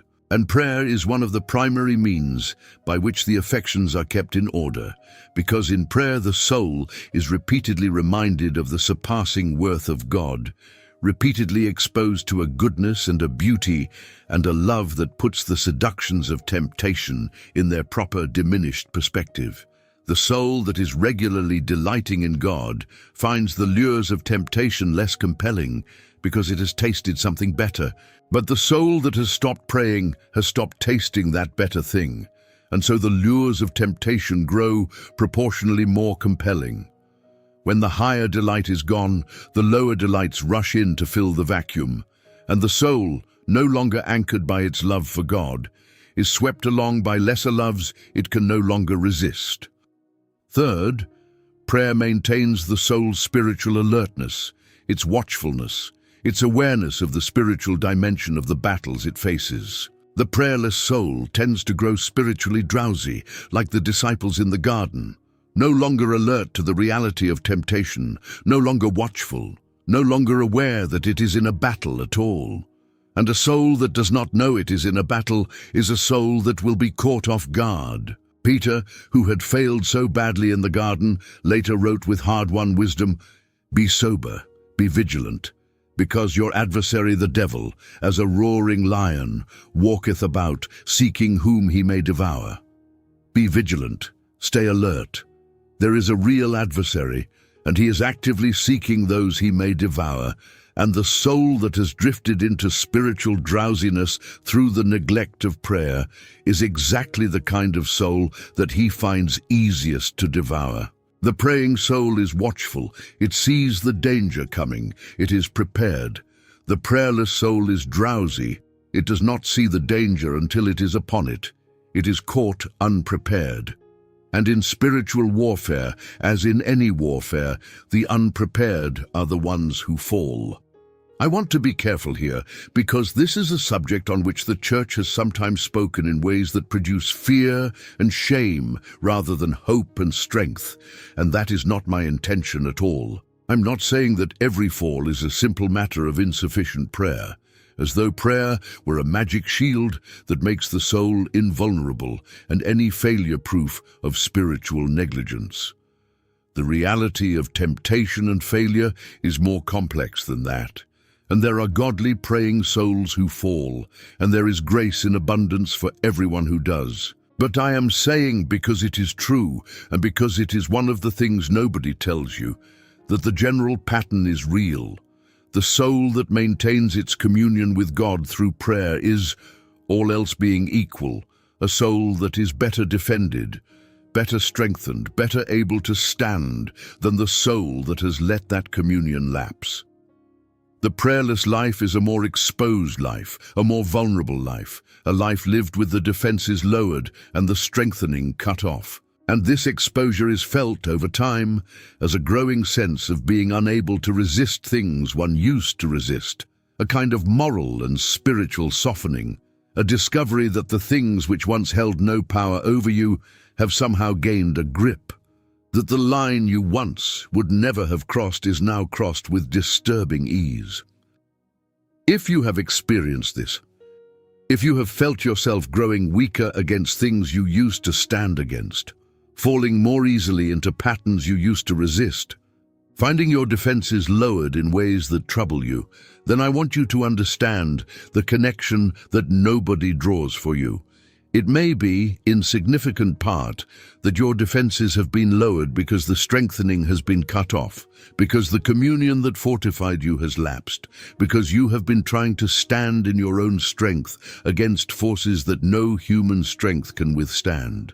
And the remedy is not, primarily, to try harder, to grit your teeth, to summon more willpower, for the flesh is weak, and willpower alone will fail you in the end. The remedy is to return to the source of the strength you have been doing without.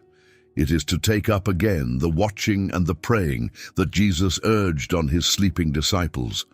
It is to re-establish the dependence, reorder the affections, recover the alertness, all of which are renewed in communion with God. The soul that returns to prayer does not merely feel better, it becomes stronger. Its defenses are raised again, its resistance is restored. It begins once again to be able to stand. And in the hour of testing, which will come as it comes to everyone, it finds that it has once again the strength to stand firm, not its own strength, which was never enough, but the strength of the one who said, "My grace is sufficient for thee, for my strength is made perfect in weakness." Part 9. The shrinking of vision. How the prayerless soul loses sight of eternity. One of the most subtle and far-reaching consequences of a prayerless life is the shrinking of vision, the gradual narrowing of the soul's horizon until it can see nothing beyond the immediate, the visible, the temporal, the merely earthly. The praying soul lives with a double vision.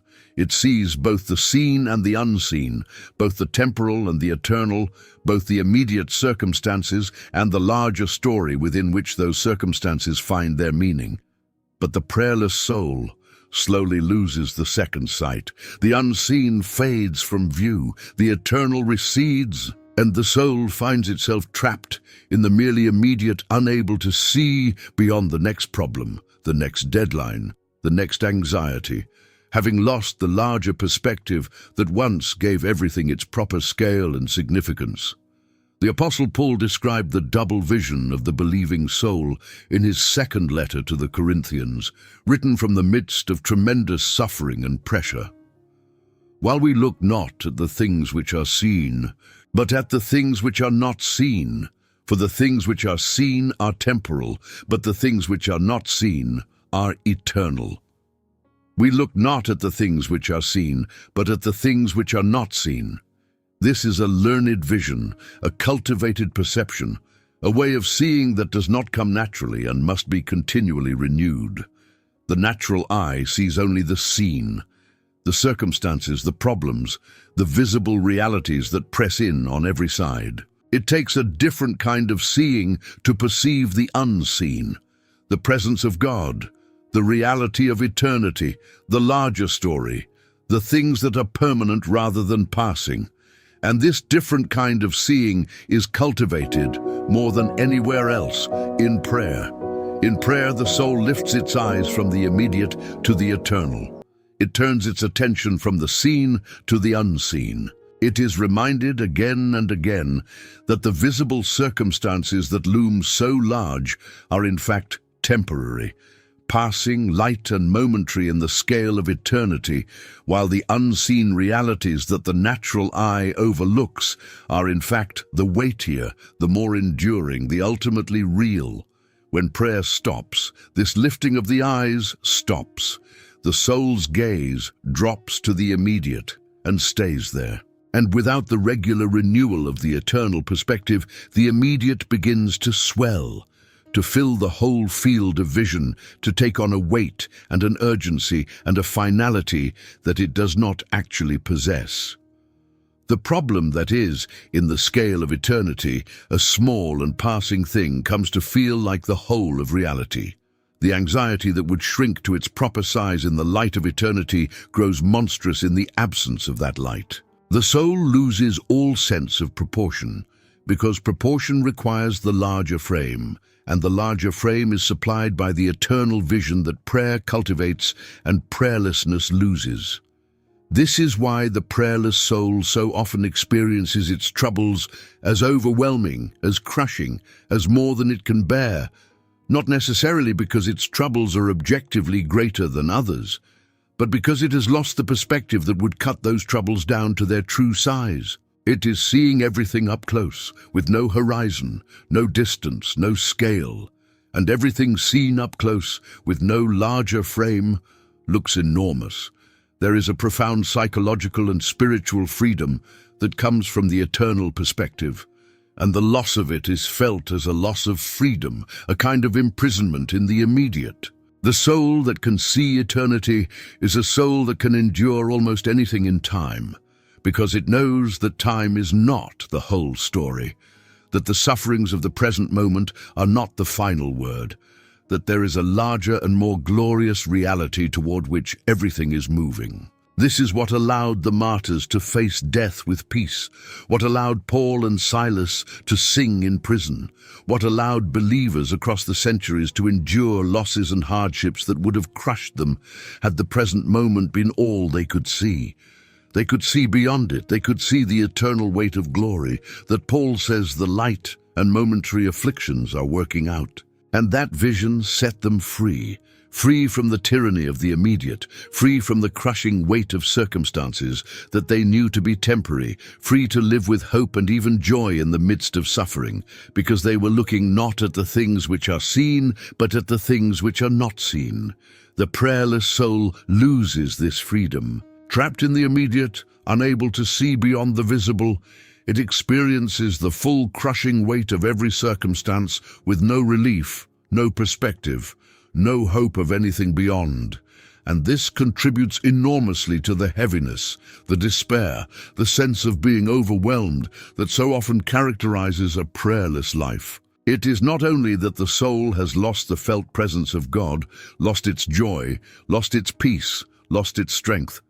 It has also lost its sight, its capacity to see the larger reality that would give all of its struggles a different and more bearable meaning. It is living in a small, dark room with no windows, when it was meant to be living in a house with windows opening onto eternity. This shrinking of vision has a particularly devastating effect on the soul's relationship to suffering and loss. When the eternal perspective is intact, suffering and loss, while still painful, are held within a frame that gives them meaning and limits their power.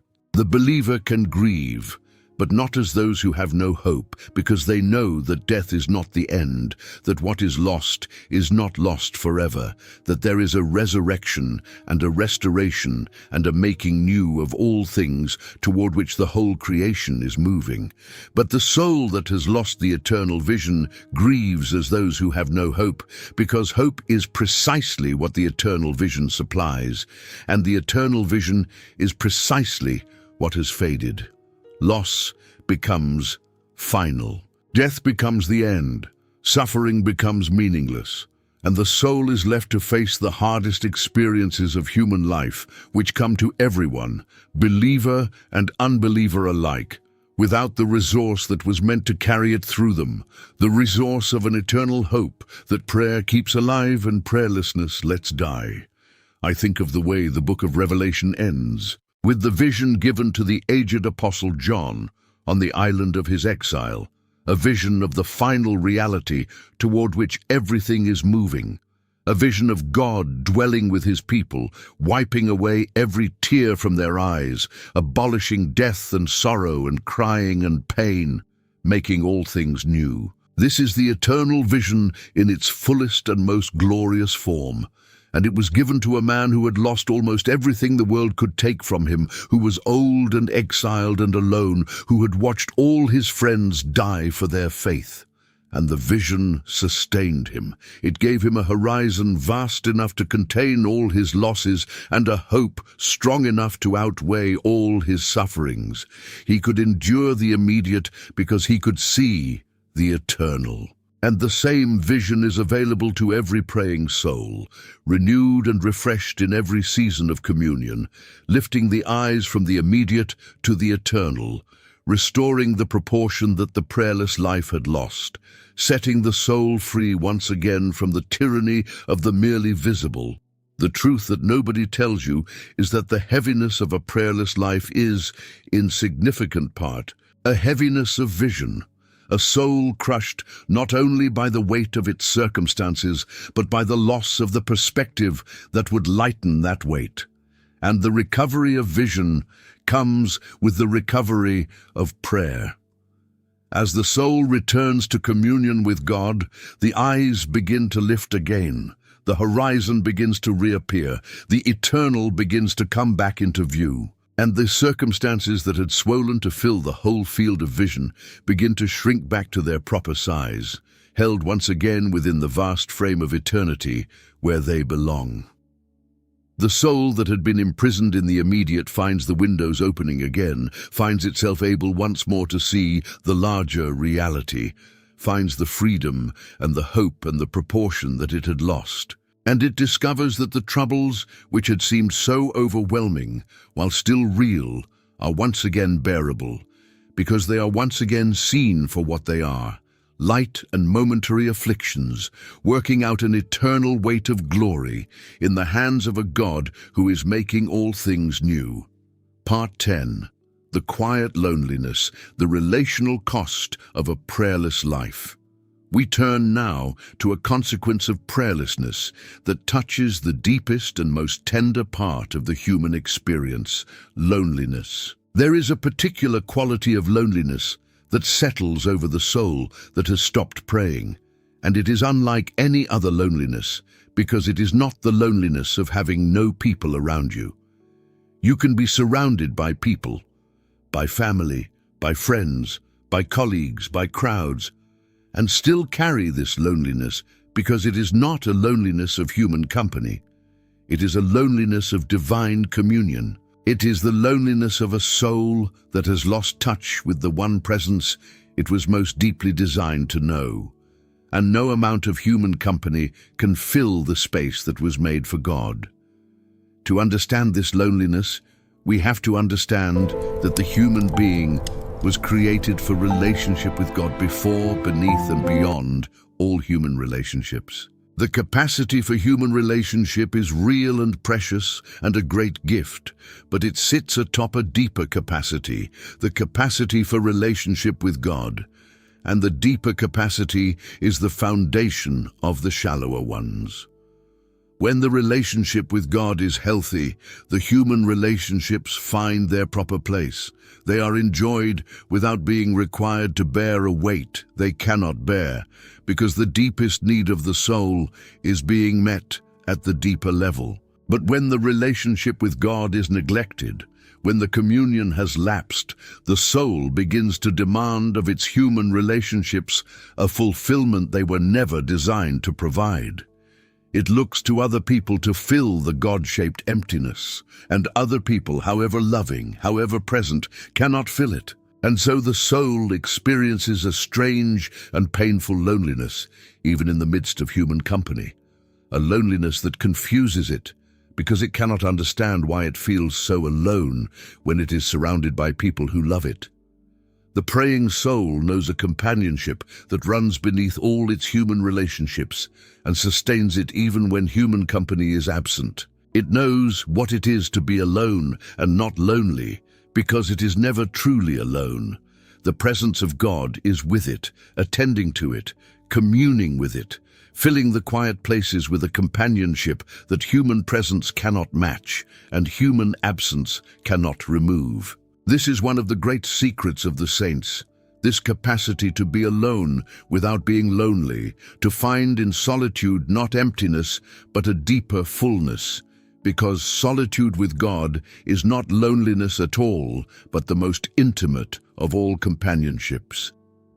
The Desert Fathers sought solitude precisely because it removed the distractions of human company and left them alone with the one whose company they most desired. They were not lonely in the desert.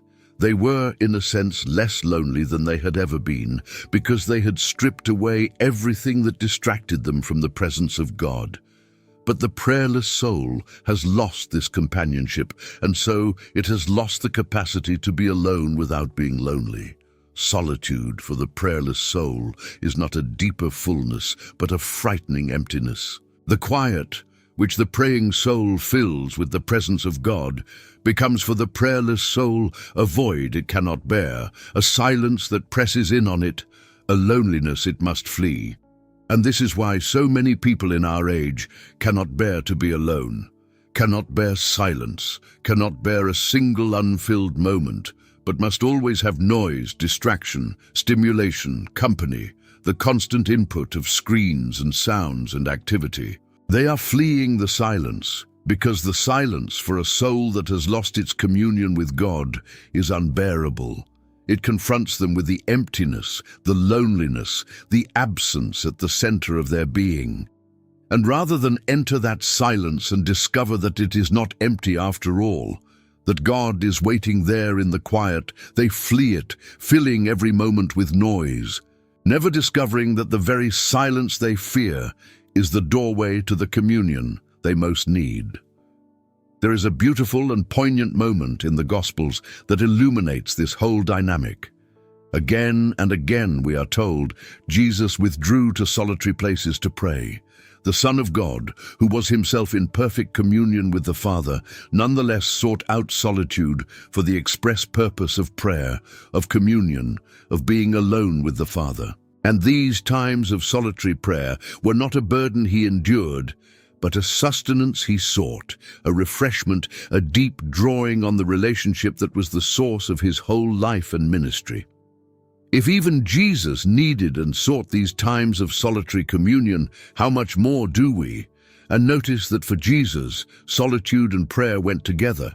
The solitude was for the prayer, and the prayer transformed the solitude from mere aloneness into intimate communion. This is the pattern that the prayerless soul has lost.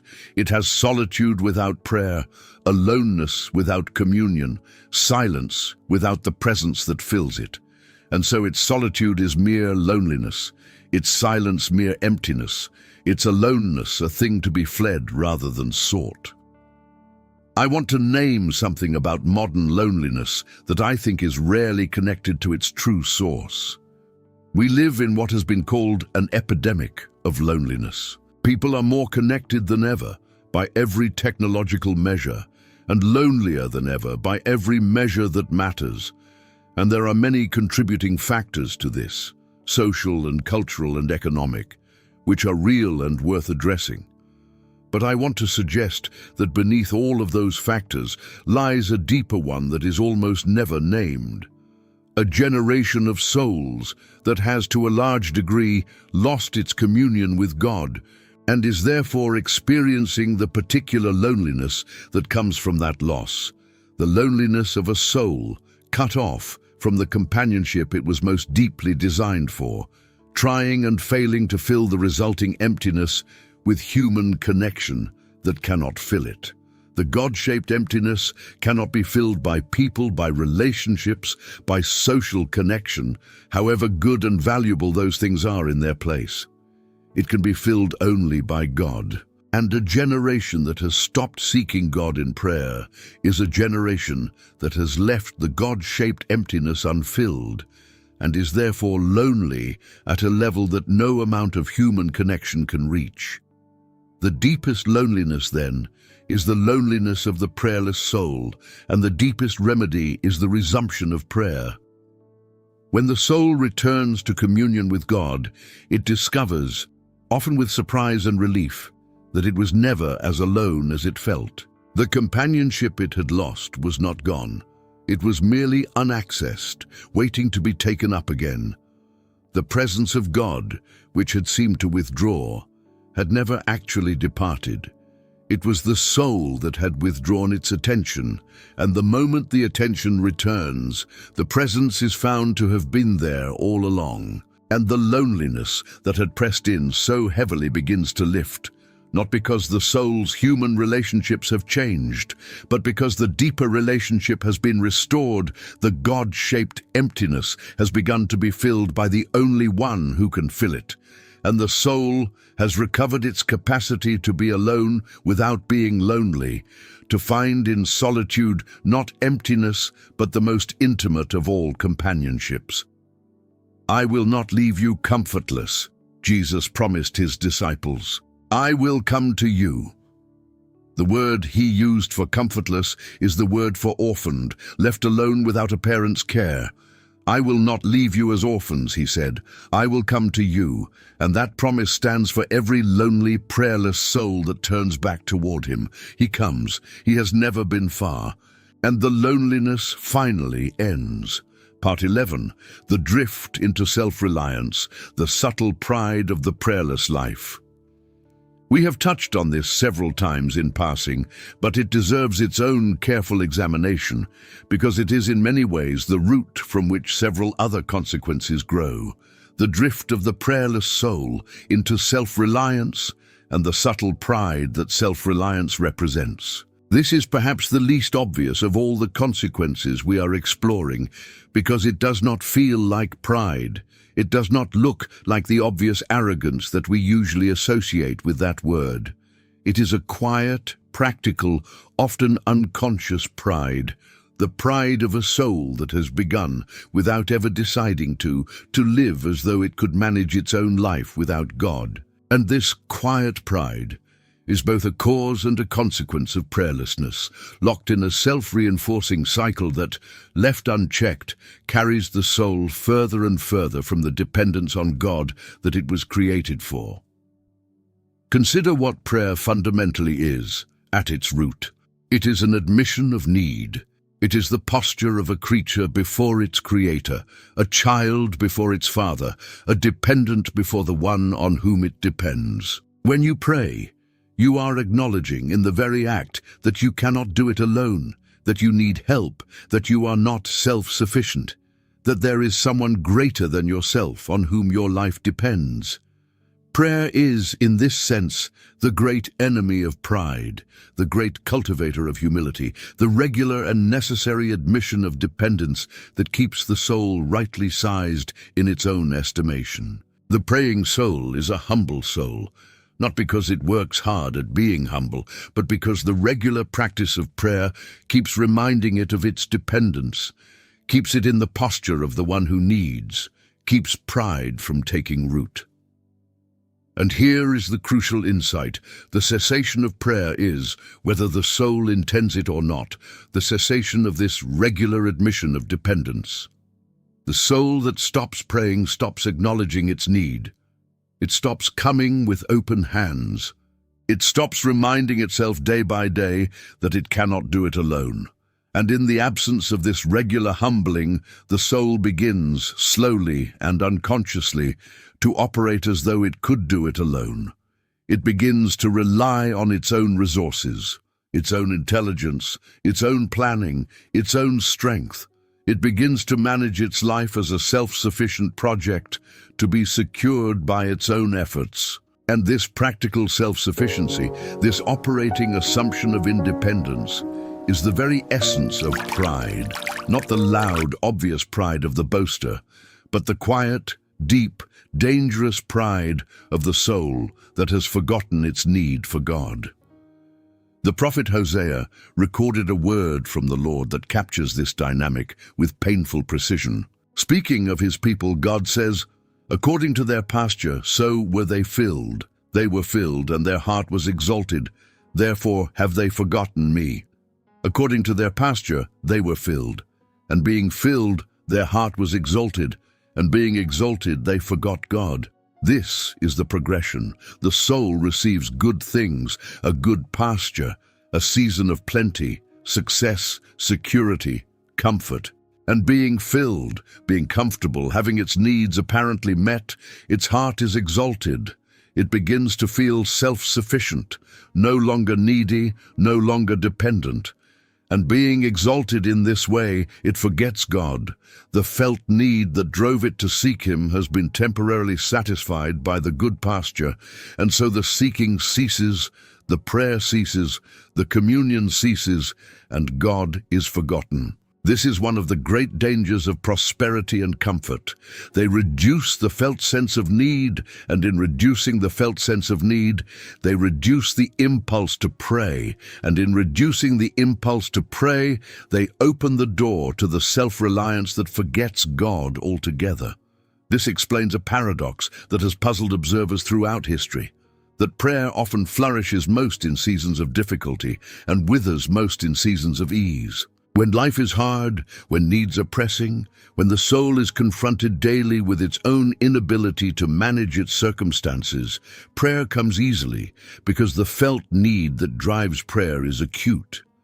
But when life is easy, when needs are met, when the soul feels comfortable and secure, prayer withers because the felt need that drives it has been dulled by comfort. This is why some of the most prayerful seasons of a person's life are often their hardest seasons, and why prosperity, which seems like a blessing, can be a profound spiritual danger.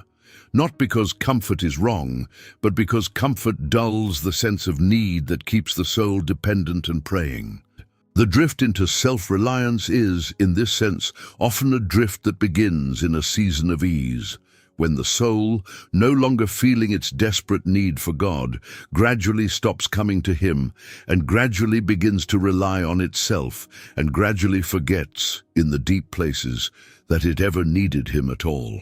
The danger of this self-reliance is not only that it is a form of pride, though it is, and pride is described throughout Scripture as the root of all manner of falling. The danger is also intensely practical. The self-reliant soul is a soul that has cut itself off from the resources it most needs, attempting to live its life on the strength of the creature when it was designed to live on the strength of the Creator. It is like a branch that has decided it can produce fruit on its own, apart from the vine. And the result is exactly what Jesus described. Without me, ye can do nothing. Apart from me, you can do nothing. Not you can do less, not you will find it harder. Nothing.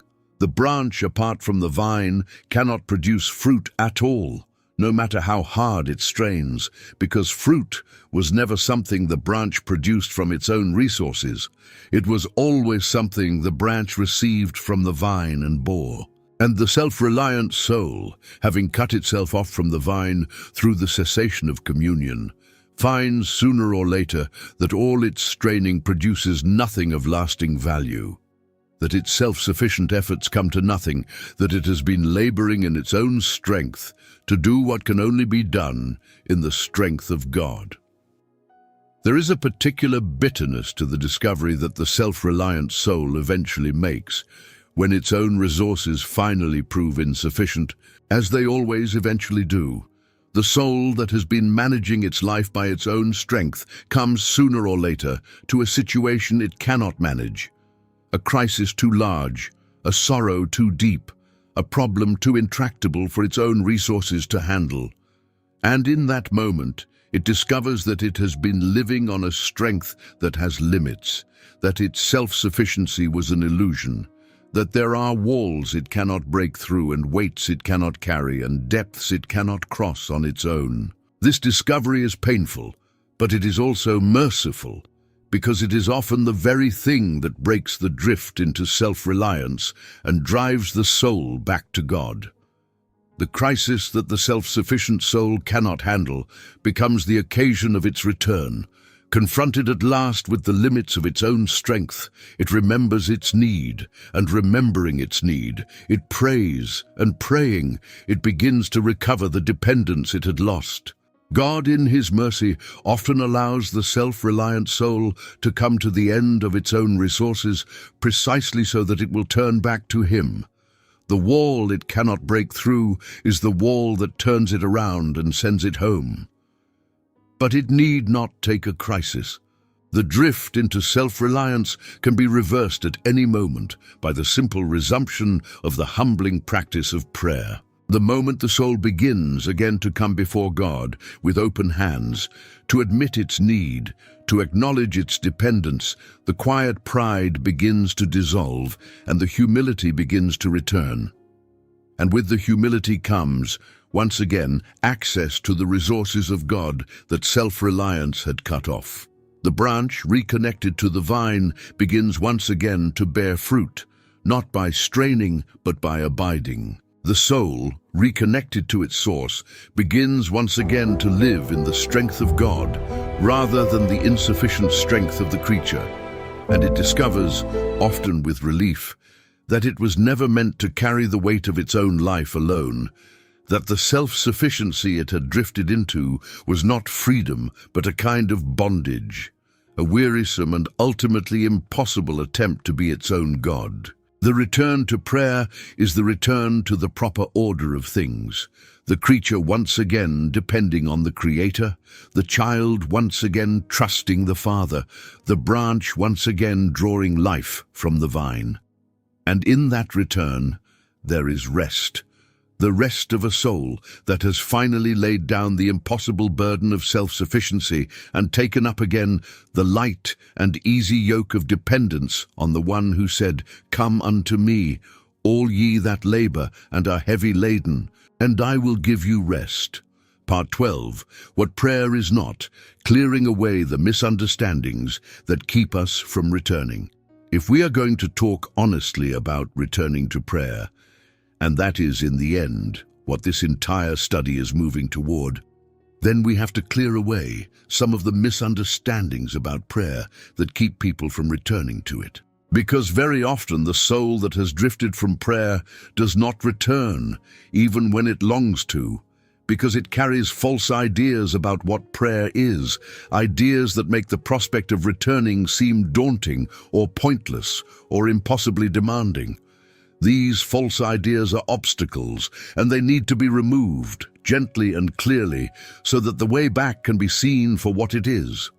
Not a steep and forbidding climb, but a simple turning toward one who is already near. The first and most common misunderstanding is that prayer is primarily about performance, that it must be done correctly, with the right words, the right posture, the right length, the right level of feeling, or it does not count.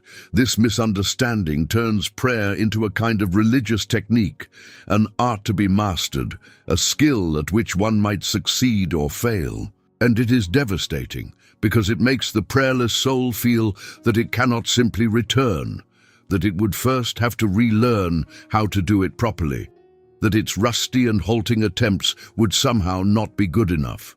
But this is entirely false. Prayer is not a performance, it is a relationship. It is not a technique to be mastered, it is a conversation to be entered. And God is not evaluating the quality of your prayers the way a judge evaluates a performance. He is receiving the turning of your heart toward Him, however halting, however clumsy, however wordless. Some of the most powerful prayers in all of Scripture are the shortest and simplest. "Lord, save me," cried Peter as he sank.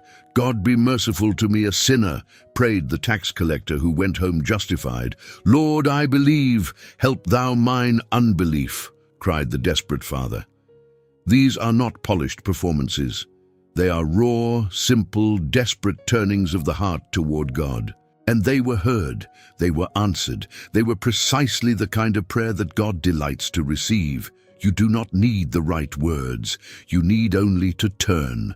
The second misunderstanding is that prayer is primarily about feeling, that unless you feel something, unless there is some experience of warmth or presence or emotion, the prayer has not worked. This too is devastating to the returning soul, because the soul that returns after a long absence often feels nothing at first. The felt presence that it lost was lost precisely because the communion lapsed, and it will take time for that felt presence to return as the communion is rebuilt. If the soul believes that prayer requires feeling, then its first feelingless attempts will discourage it, and it will conclude that prayer is not working, and it will give up. But prayer does not require feeling.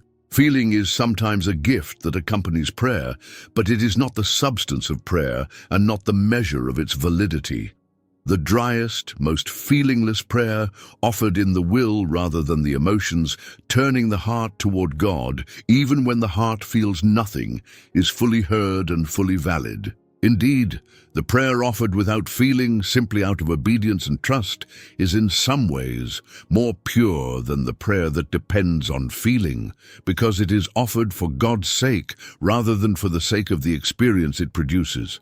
The returning soul should expect to feel little or nothing at first, and should not be discouraged by it, but should continue, knowing that the feeling, if it comes, will come in time, and that the prayer is valid and heard, whether the feeling comes or not.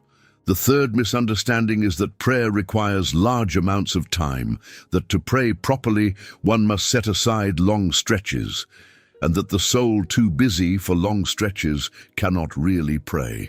This misunderstanding keeps countless souls from prayer because they believe they do not have the time, that anything less than a substantial dedicated period does not count. But while extended times of prayer are precious and valuable, prayer is not measured by duration, and the busy soul can pray richly in the midst of its busyness. The instruction to pray without ceasing is not an instruction to spend every hour on one's knees. It is an instruction to maintain a continuous orientation of the heart toward God, a running conversation, a habitual turning that can happen in the cracks and corners of the busiest day, a breath of prayer in the morning, a turning of the heart while driving, a silent cry for help in the middle of a difficult conversation, a word of thanks at an unexpected beauty, a moment of communion while washing the dishes. These brief, frequent turnings, accumulated through the day, are prayer, real prayer, and they can sustain a rich communion with God, even in a life that has no long stretches of solitude. The returning soul need not wait until it can find an hour.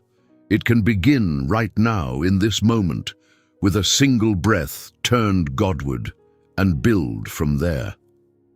The fourth misunderstanding, and perhaps the most paralyzing, is that the soul which has drifted far from God has somehow disqualified itself from prayer, that its long absence has created a barrier, that it would be presumptuous or hypocritical to come back to prayer after such a long neglect. This misunderstanding is perhaps the most tragic of all, because it keeps the soul that most needs to return from returning, out of a false sense that it has forfeited the right.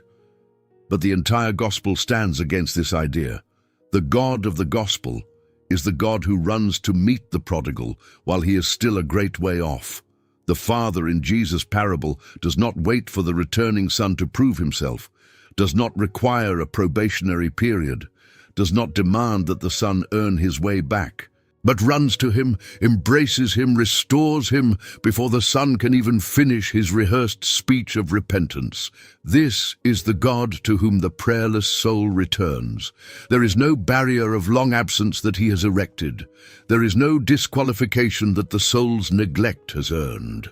The door is open, the welcome is warm, the Father is watching the road. And the soul that has drifted furthest, that feels most disqualified, that has been gone the longest, is precisely the soul that the gospel most eagerly invites to come home.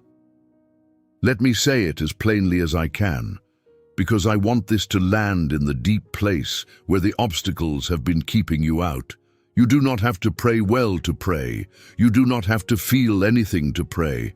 You do not have to have a lot of time to pray, and you most certainly do not have to be worthy or qualified or far enough along in your recovery to pray. You have to do only one thing, the one thing that prayer essentially is: turn your heart toward God. That is all. That is the whole of it. The simplest turning, the briefest word, the most halting and wordless reaching of the heart toward the one who made it. That is prayer.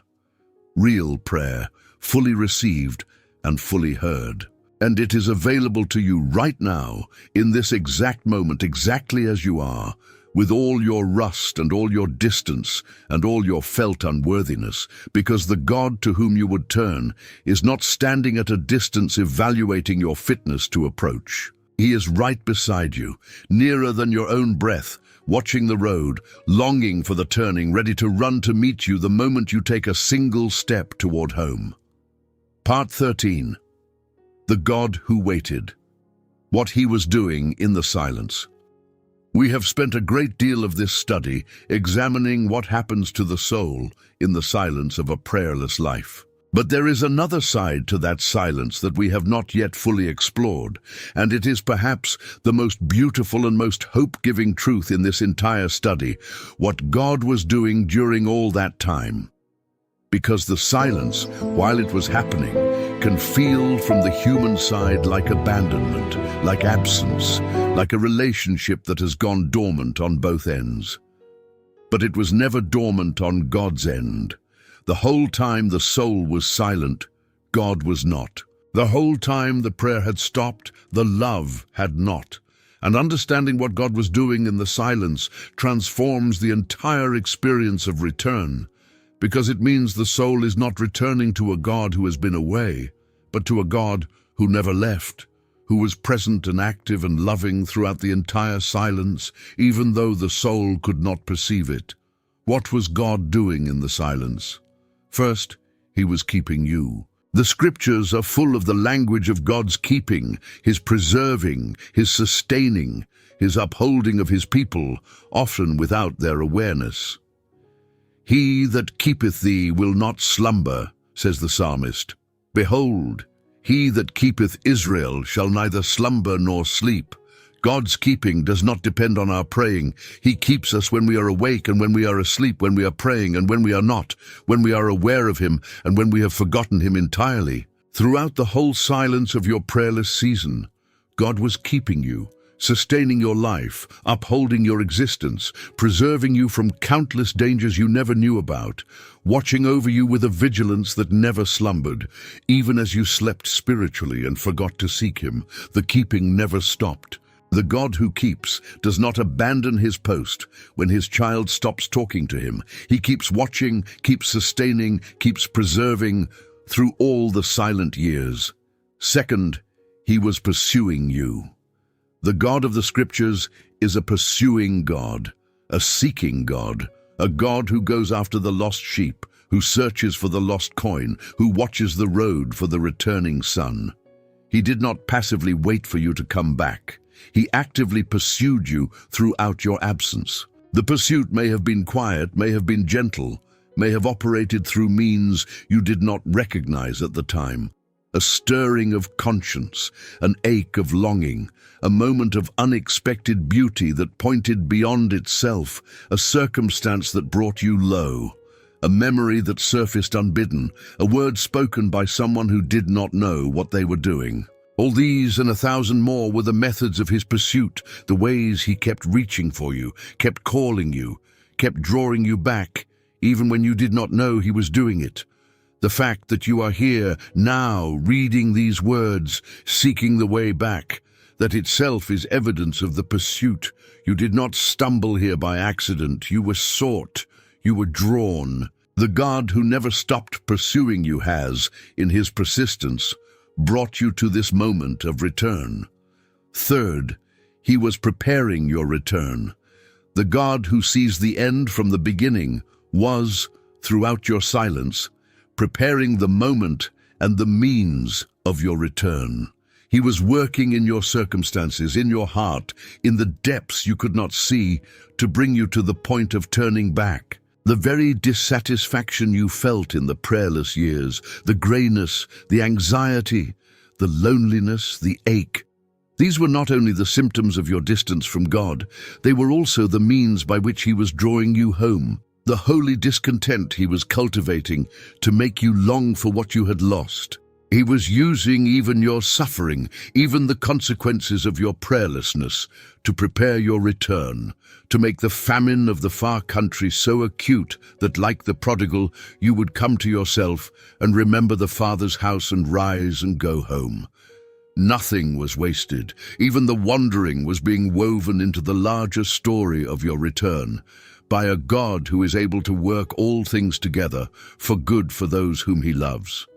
And fourth, throughout the entire silence, He was loving you. This is the deepest truth of all, and the one most contrary to what the prayerless soul tends to assume.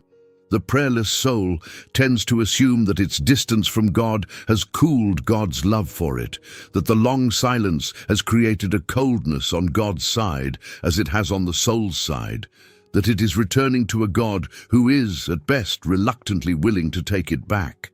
But this is entirely false. God's love, as we have seen, is not a response to our performance, but an expression of His unchanging nature. He is love. He cannot be otherwise. And His love for you did not cool by a single degree throughout the entire silence of your prayerless years. He loved you exactly as much on the day you forgot Him as on the day you first sought Him. He loved you in the depths of your wandering exactly as much as He loves you now in the moment of your return. The love was constant. The love was unchanged. The love was, the whole time, reaching toward you with the same intensity it had always had, the same intensity with which the Father loves the Son, the same love that sent Jesus to the cross, the same love that will never let you go. You were never, for one moment of the entire silence, unloved. You were never out of His heart. You were never beyond the reach of His affection. The whole time you were not praying, He was loving you, fully, completely, unchangingly, with a love that your silence could not diminish and your distance could not cool. There is a parable Jesus told that captures the whole of this truth, the parable of the prodigal son, and it is worth dwelling on for a moment because it is, in many ways, the parable of every prayerless soul and its return. The younger son takes his inheritance and goes into a far country and wastes it all in reckless living, and finds himself, at last, in a famine, feeding pigs, longing to eat the husks the pigs ate, having sunk as low as a Jewish young man could possibly sink. And in that far country, in that famine, in that degradation, he comes to himself, and he remembers his father's house, and he rises and goes home. And here is the detail that matters most for our purposes. While he was yet a great way off, his father saw him, which means the father was watching the road. The father had been watching the road presumably every day of the son's absence, scanning the horizon, longing for the moment when a figure would appear in the distance. The father had not written the son off, had not closed the door, had not hardened his heart against the one who had so badly wronged him. He was watching, waiting, loving the whole time.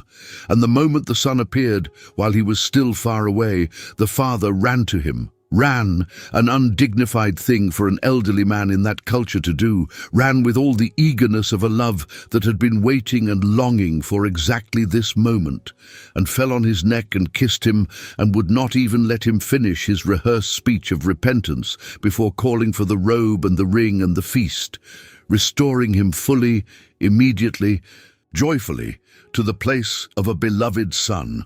That is the God to whom you are returning. That is what He was doing in the silence, watching the road. That is what He will do the moment you turn toward home, run to meet you. The silence was never empty on His side. He was keeping you, pursuing you, preparing your return, and loving you the whole time, with a love that never wavered. And He is watching the road right now. He has seen you, while you are yet a great way off. And He is already, even now, beginning to run. Part 14. The first step back. How the return actually begins. So how does the return actually begin?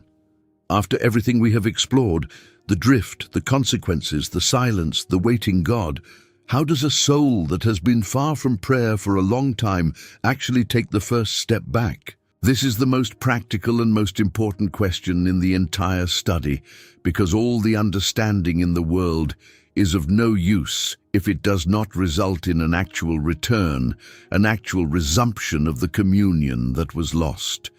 And the wonderful truth, the truth that should fill the returning soul with hope rather than dread, is that the first step back is far smaller and far simpler than the soul tends to fear. The first step back is not a grand resolution. It is not a commitment to an ambitious new regimen of daily devotions, an hour of prayer every morning, a complete spiritual overhaul to be undertaken by sheer willpower. Such resolutions, made in a burst of enthusiasm, almost always collapse within days, leaving the soul more discouraged than before, more convinced of its inability to return, more entrenched in its prayerlessness. The first step back is not a grand resolution at all. It is a single turning. It is one prayer. It is one moment of turning the heart toward God right now, in whatever words or wordlessness the soul can manage. It is the prodigal's first step in the direction of home.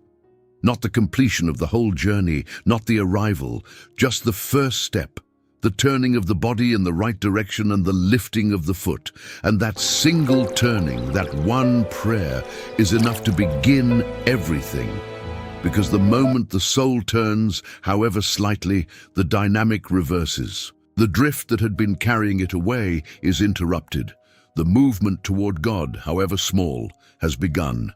And just as the drift away from God was self-reinforcing, gathering momentum over time, so the movement back toward God is self-reinforcing, gathering its own momentum as it goes. The first prayer makes the second prayer easier. The first turning makes the next turning more natural.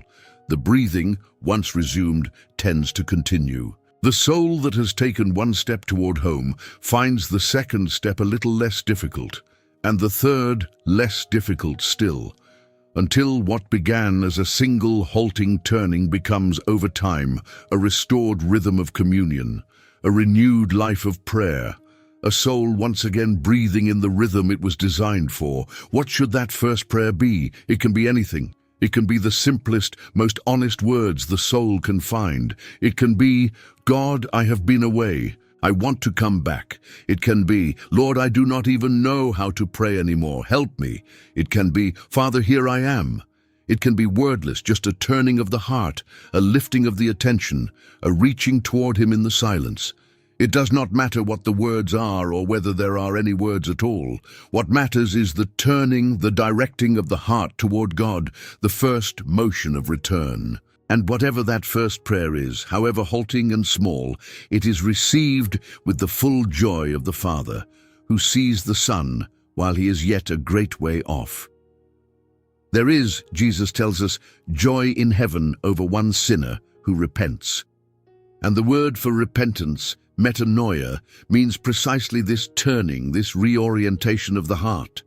The first turning of the prayerless soul back toward God sets off rejoicing in heaven. Your first halting prayer after all the silent years is an occasion of joy in the presence of the angels of God. That is how God receives the first step back. Not with reluctance, not with a probationary wariness, but with rejoicing. I want to address directly the soul that says, but I have tried to return before, and it did not last. I prayed for a few days or a few weeks, and then I drifted away again. What is the point of starting if I am only going to fall away once more? This is a real and common discouragement, and it deserves a real answer. The answer is this: the Christian life is not a single return, but a lifelong pattern of returning. Every saint who has ever lived has drifted and returned, many times over the course of their life. The drifting is not the failure. The staying away is the failure. And every return, no matter how many times you have returned before, no matter how many times you have drifted again after returning, is a genuine return, fully received, fully valid, fully joyful to the God who welcomes it. Peter denied his Lord and returned. David fell grievously and returned. The whole history of God's people is a history of drifting and returning, and the God of that history is infinitely patient with the returning, infinitely willing to receive the soul that comes back again, even for the 100th time, even for the 1,000th time. Do not let the fear that you might drift again keep you from returning now. Return now, and if you drift again, return again. And keep returning as many times as it takes for as long as you live, because the God who watches the road never tires of running to meet his children, no matter how many times they have wandered away. There is great wisdom as the soul takes its first steps back, in keeping the steps small and sustainable rather than large and unsustainable. The soul returning from a long absence should not attempt to leap immediately into the prayer life of a seasoned saint, any more than a person recovering from a long illness should attempt to immediately run a marathon. Start small. Start with a single moment of prayer in the morning, a single turning of the heart toward God at the start of the day. Start with a brief word of thanks before meals, a habit easily formed and easily sustained. Start with a single sentence of prayer at night before sleep. Start with the practice of turning the heart toward God in the small moments of the day. The brief and frequent turnings that, accumulated, become a continuous communion. These small, sustainable beginnings are far better than grand, unsustainable resolutions because they can actually be maintained, and being maintained they can grow naturally and organically into the fuller life of prayer that the soul desires. The mighty oak grows from the small acorn, and the rich prayer life grows from the small first turnings, faithfully sustained and allowed to grow. And the soul should remember through it all that it is not returning by its own strength. The very desire to return is itself a gift of grace, the work of the Holy Spirit drawing the soul back, the evidence of the God who is pursuing it. The soul does not generate its own return. It responds to a drawing that is already at work within it. And the same grace that draws the soul to return will sustain it in returning, will give it the strength to continue, will work in it the renewed life of prayer that it could never produce on its own. The return is not a work of human willpower, but a work of divine grace met by human response, and the soul that returns can lean its whole weight on the grace that is drawing it, trusting that the one who began the good work of return will be faithful to complete it. Faithful is he that calleth you, who also will do it. The God who is calling you back is the God who will do the work of bringing you back, if you will simply respond to the call, take the first small step, turn your heart toward home, and trust him to do the rest. Part 15. The Restoration. What returns when prayer returns? We have spent so much of this study tracing what is lost when prayer stops that it is time, now, to turn fully toward the far more joyful subject of what returns when prayer returns. Because everything that was lost in the silence can be restored in the return, and the restoration is, in many ways, more beautiful than the original possession, because it is received with a gratitude and a depth that the soul which never wandered cannot fully know. The soul that returns to prayer does not return to exactly what it had before. It returns to something richer, deepened by the very experience of having lost it and found it again. The first thing that returns is the felt nearness of God. Slowly, as the communion is rebuilt, as the soul takes up again the practice of turning toward God, the dulled perception begins to sharpen, the atrophied sensitivity begins to recover, and the soul begins once again to sense the nearness of the God who was always there.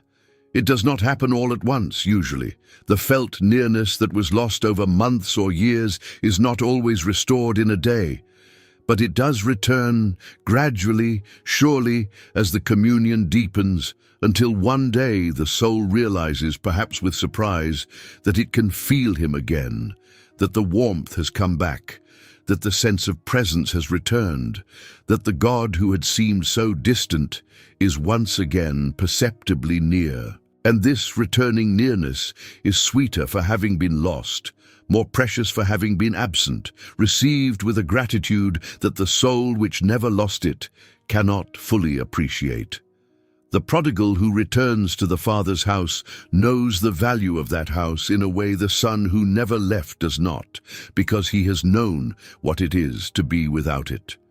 The second thing that returns is peace. As the soul resumes the casting of its cares upon God, as it takes up again the prayer that is the alternative to anxiety, the peace that passes understanding begins once more to stand guard over the heart and mind.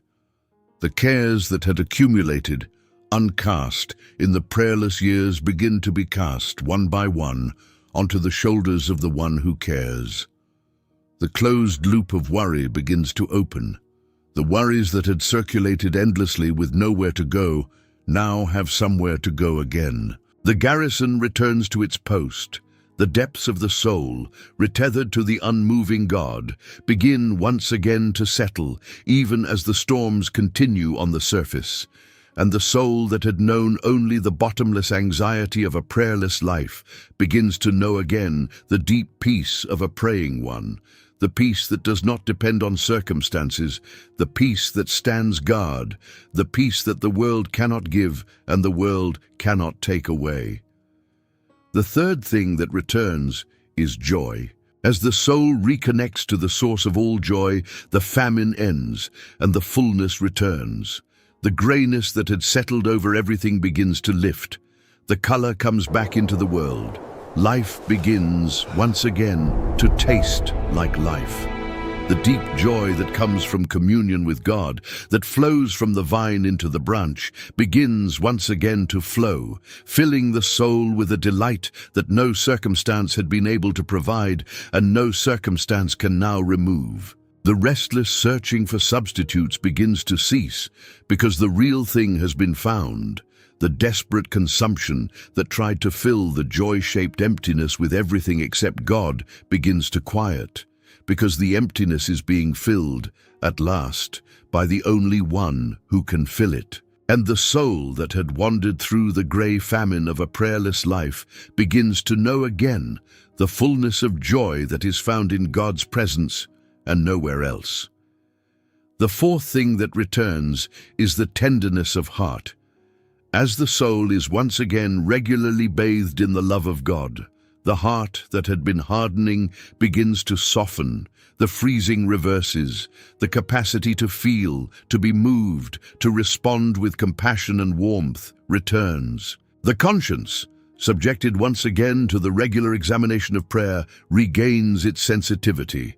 The alarm system that had gone silent begins once more to sound.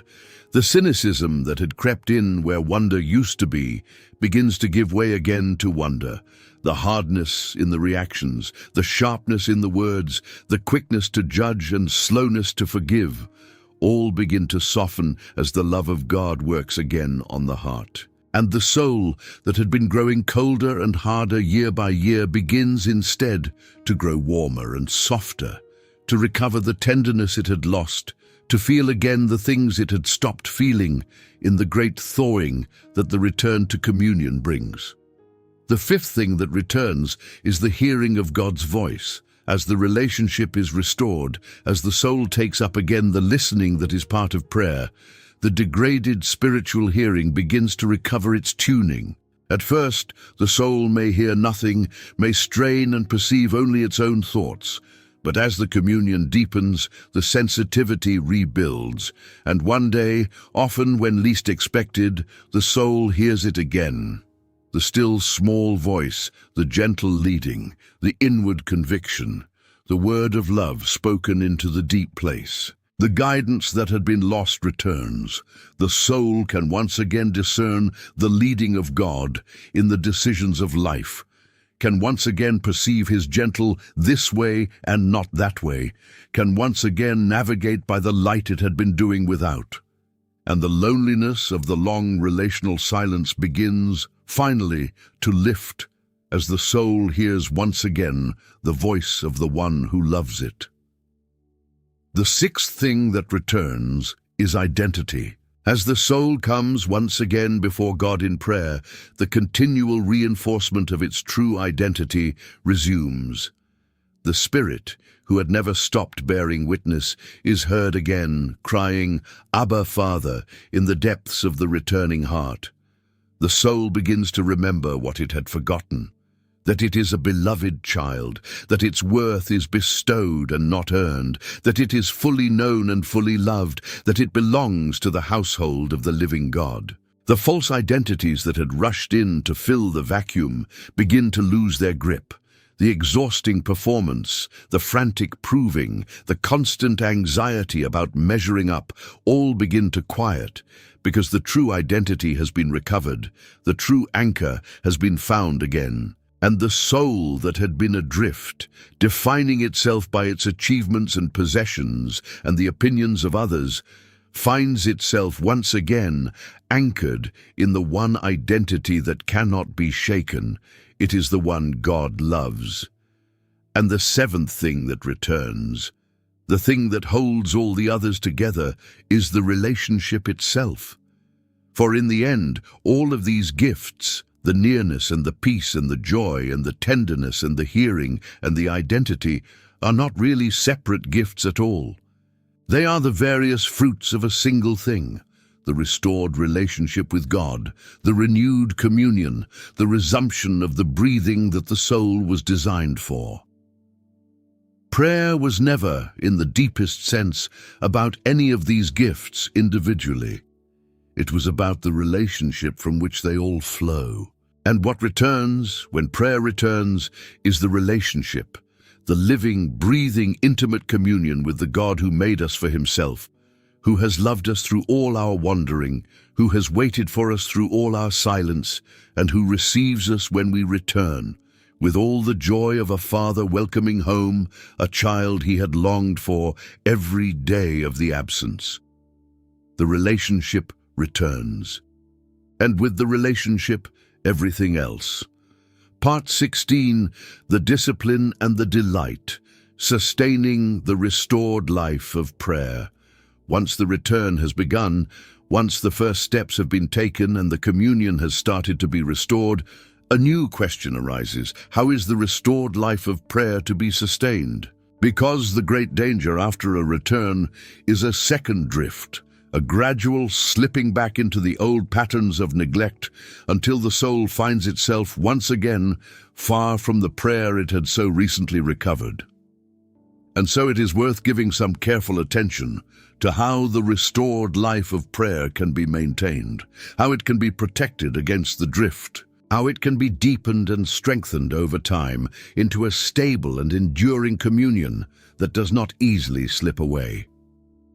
The first principle of sustaining the life of prayer is the recognition that prayer is both a discipline and a delight, and that these two are not opposites but partners. There is a tendency to think that prayer should be purely spontaneous, purely a matter of delight, and that any element of discipline, any scheduling or structure or deliberate effort, somehow contaminates it, makes it mechanical, robs it of its life. But this is a misunderstanding. The truth is that the delight of prayer is sustained over the long term precisely by the discipline of prayer. The seasons of felt delight come and go. There are times when prayer is sweet and times when it is dry, times when the heart is eager and times when it is reluctant. If prayer depends entirely on delight, on the feeling of wanting to pray, then it will be abandoned in every dry season, every reluctant hour, and the communion will be fragile, dependent on the unreliable weather of the emotions. But if prayer is grounded in discipline, in a deliberate commitment to pray regardless of feeling, in a structure and a habit that sustains the practice through the dry seasons as well as the sweet ones, then it endures, and the dry seasons pass, and the delight returns, and the soul that maintained the discipline through the dryness finds the delight again on the other side.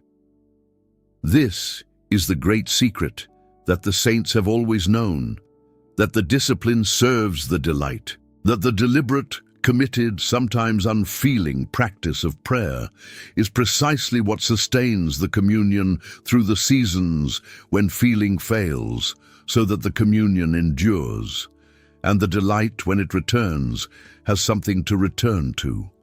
The soul that prays only when it feels like praying will pray little and inconsistently, and its communion will be shallow and fragile. But the soul that prays as a discipline, faithfully, through the dry seasons and the sweet ones alike, will find its communion deepening over time, growing stable and enduring, and will discover that the delight, far from being killed by the discipline, is actually sustained and even deepened by it.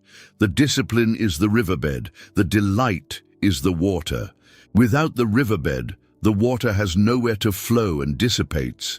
With the riverbed, the water is channeled, sustained, directed, and the river endures even through the dry seasons, ready to fill again when the rains return. The second principle of sustaining the life of prayer is the cultivation of regular rhythms. The soul is a creature of habit, and habit, rightly directed, is one of the great allies of the spiritual life. The establishment of regular times of prayer, a set time in the morning, a set time in the evening, set moments throughout the day, creates a structure that sustains the practice without requiring a fresh decision every time. When prayer depends on a fresh decision in each moment, on remembering and choosing to pray amid the distractions of the day, it is easily crowded out. There is always something more urgent, something more pressing, some reason to put it off. But when prayer is established as a regular rhythm, woven into the fabric of the day at set times, it happens by habit, by the momentum of an established pattern, without requiring the constant exertion of fresh decision. The morning prayer happens because it is what one does in the morning. The evening prayer happens because it is the established close of the day, and these regular rhythms, faithfully maintained, sustain the communion through all the busyness and distraction that would otherwise crowd it out.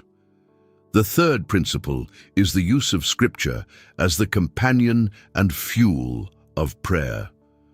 Prayer that is cut off from the Word of God tends over time to become thin, repetitive, ingrown, circling endlessly around the same small set of concerns. But prayer that is fed by Scripture is endlessly renewed, drawing constantly on the inexhaustible riches of the Word, finding always new things to pray, new aspects of God to praise, new promises to claim, new truths to dwell on.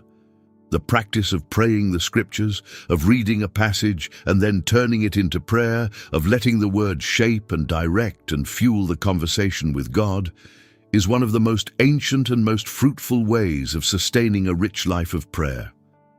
The Psalms, in particular, are the prayer book of the people of God, the inspired prayers and praises that have sustained believers for thousands of years. And the soul that prays the Psalms, that makes their words its own, finds an endless supply of language for every condition of the heart, every season of the soul, every circumstance of life. The Word feeds the prayer, and the prayer brings the Word alive, and the two together sustain a communion that neither could sustain alone. The fourth principle is honesty. The life of prayer is sustained by honesty and undermined by pretense. The soul that comes to God in prayer, pretending to be other than it is, performing a piety it does not feel, hiding the parts of itself it would rather not bring into the light, will find its prayer growing hollow and burdensome, a performance rather than a communion. But the soul that comes to God honestly, bringing its real condition, its real struggles, its real doubts and fears and failures, and even its real reluctance to pray, will find its prayer alive and real, a genuine meeting between a real soul and a real God. God is not honored by pretense. He is honored by honesty. He already knows the truth of our condition. The pretense deceives no one but ourselves. And the soul that learns to pray honestly, to bring its true self before God without disguise, discovers that this honesty is the very thing that makes prayer real, that opens the channel of genuine communion, that allows the relationship to be a relationship rather than a performance. Come as you are, bring what is true, hide nothing. This is the honesty that sustains the life of prayer. And the fifth principle is community. Though much of prayer is private, the solitary communion of the individual soul with God, the life of prayer is also sustained by the prayers of community, by the gathering of believers to pray together, to bear one another's burdens, to hold one another accountable, to encourage one another in the faith. The soul that tries to sustain its prayer life entirely alone, cut off from the community of believers, is more vulnerable to the drift, more likely to slip back into neglect, with no one to notice, no one to encourage, no one to call it back. But the soul that is embedded in a praying community is sustained by that community, encouraged by the example and the prayers and the accountability of others, carried through its dry seasons by the faith of those around it, called back when it begins to drift. Let us consider one another to provoke unto love and to good works, says the writer of Hebrews, not forsaking the assembling of ourselves together. The gathering of the community is one of the great sustainers of the individual's life of prayer, and the soul that would maintain its communion with God is wise to maintain also its communion with God's people, who will help it stay faithful, help it stay awake, help it keep returning, through all the seasons of the long journey home. Part 17. The Witnesses. What the praying lives of others teach us. It is one thing to speak in general terms about the life of prayer and its loss and recovery. It is another thing to see it embodied in actual lives, to look at the witnesses who have gone before us, who lived out these truths in the concrete circumstances of their existence, and to learn from what we see in them. For the scriptures are full of such witnesses, men and women whose relationship with prayer, in its presence and its absence, in its rise and fall and recovery, teaches us more than any abstract principle could. Let us look at a few of them, and let what we see in them instruct and encourage us in our own journey. Consider first the figure of Daniel, the great example of a sustained life of prayer maintained through the most adverse circumstances imaginable. Daniel was carried away into exile as a young man, torn from his homeland, raised in the court of a pagan empire, surrounded by pressures and temptations and dangers on every side. And through it all, across a lifetime of service in the courts of foreign kings, Daniel maintained an unbroken life of prayer. We are told that it was his custom to pray 3 times a day, kneeling at his open window toward Jerusalem, giving thanks to God, as he had always done. And when his enemies, jealous of his position, contrived to have prayer to anyone but the king, outlawed on pain of death, Daniel did not alter his practice in the slightest. He went to his house, and his windows being open toward Jerusalem, he kneeled upon his knees 3 times a day, and prayed and gave thanks before his God, as he did aforetime. The threat of death did not change his practice, because his practice was not a negotiable add-on to his life, but the very foundation of it, the source of the strength and wisdom and integrity that had carried him through a lifetime of exile. And when he was thrown into the den of lions for his refusal to stop praying, the God to whom he had prayed so faithfully shut the mouths of the lions, and Daniel emerged unharmed. Daniel teaches us the power and the stability of a sustained life of prayer, maintained faithfully through every adversity, and the way such a life becomes the unshakable foundation on which everything else stands.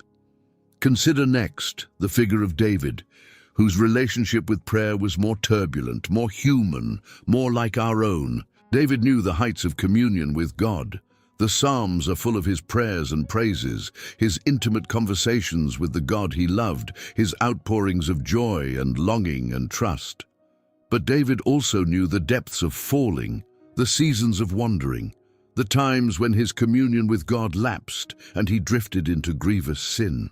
After his great fall, his sin with Bathsheba and the murder of her husband, David endured a season of silence, a season of distance from God, a season in which, as he later described it, his bones waxed old through his roaring all the day long, in which God's hand was heavy upon him, in which the joy of his salvation had drained away. And from the depths of that season, David prayed the great prayer of return, Psalm 51, crying out for mercy, for cleansing, for a clean heart and a right spirit, for the restoration of the joy he had lost. And God heard him and restored him, and David, the man who had fallen so grievously, became again the man after God's own heart, his communion restored, his joy renewed, his relationship with God deeper in some ways, for having been broken and healed. David teaches us that even the most grievous falling, even the deepest season of silence, is not beyond the reach of restoration, that the prayer of return is heard even from the depths, that the God who restored David will restore us. Consider the figure of Jonah, the prophet who fled from God, who ran in the opposite direction from where God had called him, who descended into the depths of the sea in the belly of a great fish. Jonah's is a story of a soul that ran from God, that abandoned its calling, that drifted dramatically and deliberately, far from the communion it was meant to maintain. And yet, from the very belly of the fish, from the lowest and darkest place imaginable, Jonah prayed. I cried by reason of mine affliction unto the Lord, and he heard me. Out of the belly of hell cried I, and thou heardest my voice. Out of the belly of hell.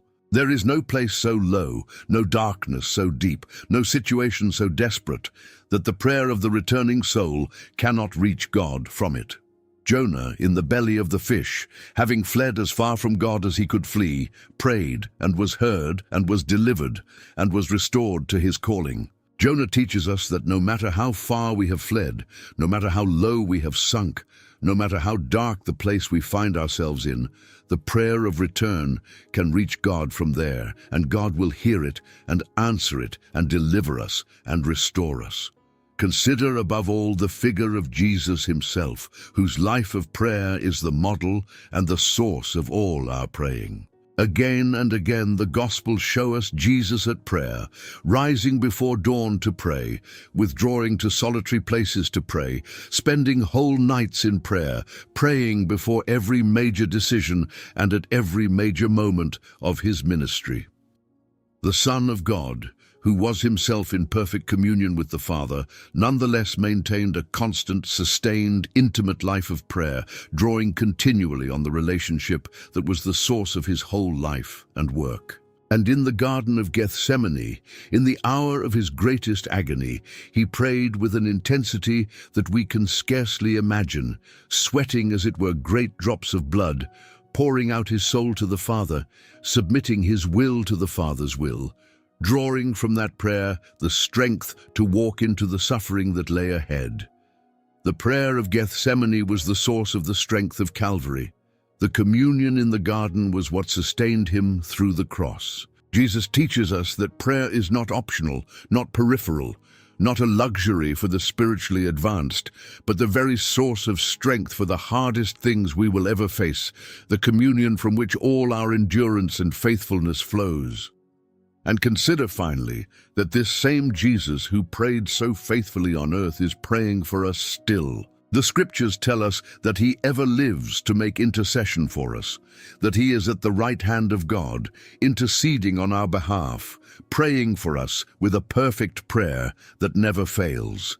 Even in our prayerless seasons, even when we had stopped praying for ourselves, he had not stopped praying for us. The intercession of Christ continued through all our silence, a constant, faithful, perfect prayer offered on our behalf by the one who loves us and gave himself for us. We were never, even in our deepest prayerlessness, without prayer being offered for us, because the great high priest was interceding for us the whole time, holding us before the Father, even when we had forgotten to come before him ourselves. This is perhaps the most comforting truth of all for the returning soul, that even your prayerlessness was covered by his prayer, that even your silence was filled by his intercession, that you were being prayed for faithfully and perfectly.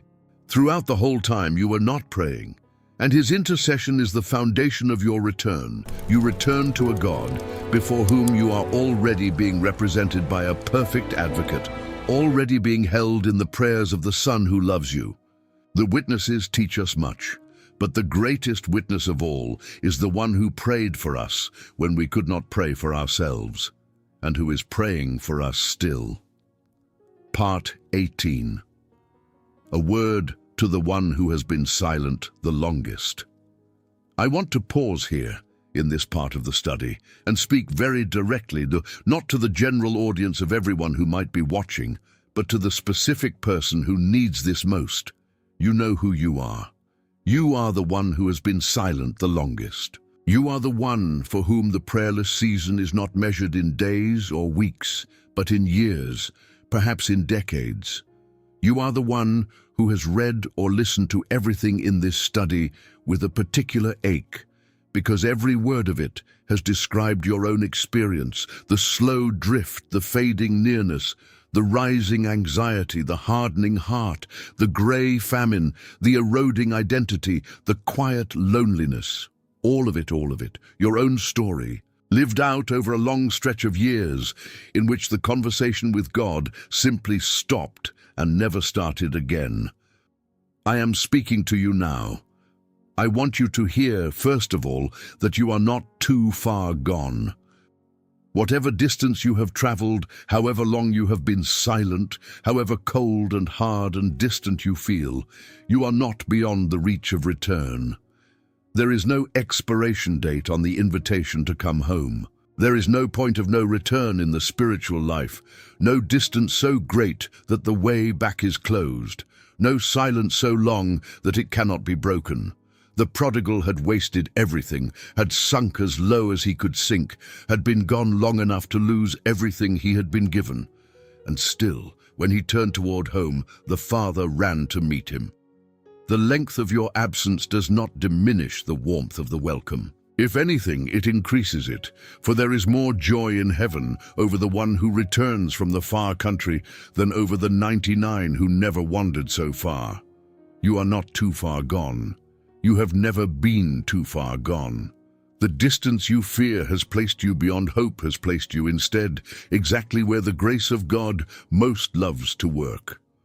I want you to hear, second, that the long silence has not changed how God feels about you. You may imagine that the years of your prayerlessness have accumulated into a barrier, a wall of accumulated neglect that now stands between you and God, that the sheer length of your absence has cooled his love or exhausted his patience or worn out his welcome.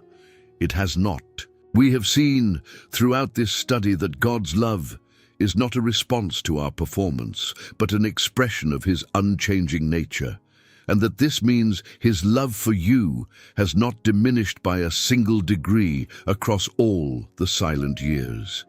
He has loved you through every one of them. He has watched the road through every one of them. He has kept you and pursued you and prepared your return through every one of them. And he feels toward you right now, in this moment, exactly what the father in the parable felt as he saw his son appear on the horizon. Not anger, not coldness, not a grudging willingness to take you back, but an overwhelming, running, embracing, restoring joy at the prospect of your return. The long silence has not changed his heart toward you. It is the same heart it has always been, and it is full of love for you. I want you to hear, third, that the way back is shorter than you think. You may imagine that returning after such a long absence will be an arduous journey, a long and difficult climb back to where you once were, a lengthy process of rebuilding everything that was lost. And it is true that the full restoration of all that was lost will take time. that the felt nearness and the peace and the joy and the rest will be restored gradually as the communion is rebuilt. But the return itself, the turning back, the first step toward home, is not far at all. It is, in fact, as close as a single breath, a single prayer, a single turning of the heart toward God in this very moment. You do not have to journey a long way to begin to return. You have only to turn, here, now, where you are. The far country is not far from the Father's house in the way that matters. The moment the son turned toward home, he was already in the embrace of the Father's love, already the object of the Father's running joy, already as good as home. The distance was traversed not by the son's long journey, but by the Father's eager run. And so it is for you. The moment you turn, he runs. The way back is as short as the turning, and the turning can happen right now. So let me invite you gently and directly to turn right now. Not later, not when you feel more ready, not when you have somehow prepared yourself or cleaned yourself up or worked up sufficient feeling or faith. Right now, exactly as you are, in whatever condition your soul is in, with all the rust and distance and coldness of the long, silent years still on you. Turn your heart, even slightly, even haltingly, toward the God who has been waiting for you all this time. You do not need words, though you may use them if you wish. You need only the turning, the directing of your heart toward him, the first small motion of return. Say, if you can find the words, God, I have been gone a long time. I want to come home. Or simply turn wordlessly in the silence of your heart toward the one who is nearer than your own breath, and know, as you turn, that he sees you, that he has seen you while you were yet a great way off, that he is already running to meet you, that the long silence is over the moment you turn, that you are welcome, that you are loved, that you are home. You are the one who has been silent the longest. And you are, for that very reason, the one whose return will bring the greatest joy in heaven. Come home. He is waiting. He has been waiting all along. Part 19. The promises to hold on to, anchors for the returning soul. As the soul takes up again the journey of prayer, as it returns from the long silence and begins to rebuild the communion it had lost, it needs something to hold on to. Something solid and unchanging to anchor itself to through the inevitable ups and downs of the journey home. And God, in his kindness, has given us exactly this: a great treasury of promises, declarations of his unchanging faithfulness, that the returning soul can hold on to, can rehearse, can rest its whole weight upon through every season of the journey. Let us gather a few of these promises now as anchors for the returning soul, truths to cling to when the way is difficult and the feelings are absent and the doubts are loud. Hold on to this promise. Draw nigh to God, and he will draw nigh to you. This is the promise that governs the entire dynamic of return. It is a promise of response, of reciprocity, of a God who meets the soul that moves toward him. You do not draw near to a God who stands at a distance, indifferent to your approach. You draw near to a God who is drawing near to you in the very same moment, who responds to every movement of the soul toward him with a movement of his own toward the soul. The drawing near is mutual. The moment you take a step toward him, he takes a step toward you. The moment you turn toward home, he begins to run toward you. Hold on to this promise when the return feels one-sided, when you wonder whether anyone is on the other end of your halting prayers. Someone is on the other end, and he is drawing near to you exactly as you draw near to him. Hold on to this promise. If we confess our sins, he is faithful and just to forgive us our sins and to cleanse us from all unrighteousness.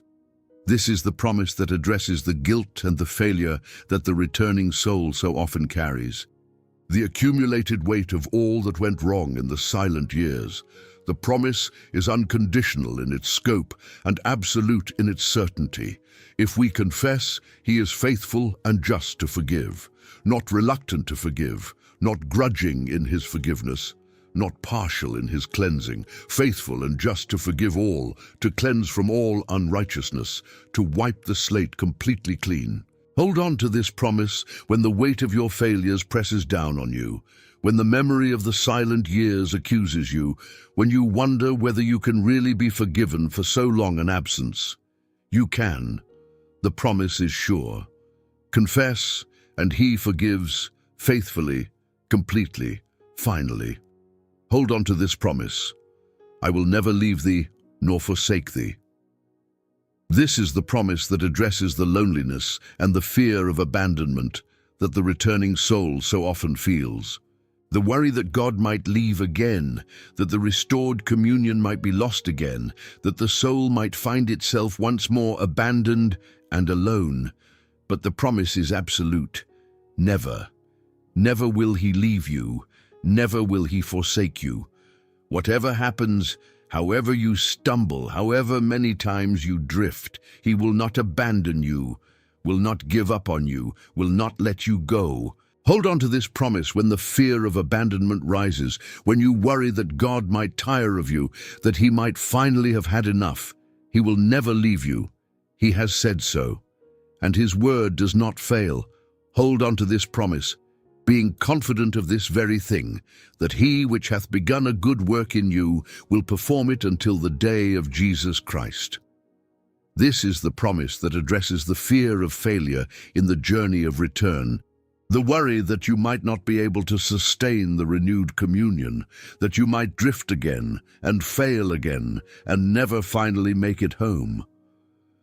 The promise places the responsibility for the completion of the work not on your shoulders, but on God's. He who began the good work will complete it. The God who began drawing you back, who started the work of return in you, will be faithful to carry it on to completion. Hold on to this promise when you doubt your ability to sustain the journey, when you fear your own weakness and inconstancy. You are not sustaining the journey by your own strength. The God who began the work will complete it. Lean your whole weight on that. Hold on to this promise. They that wait upon the Lord shall renew their strength. They shall mount up with wings as eagles. They shall run and not be weary, and they shall walk and not faint.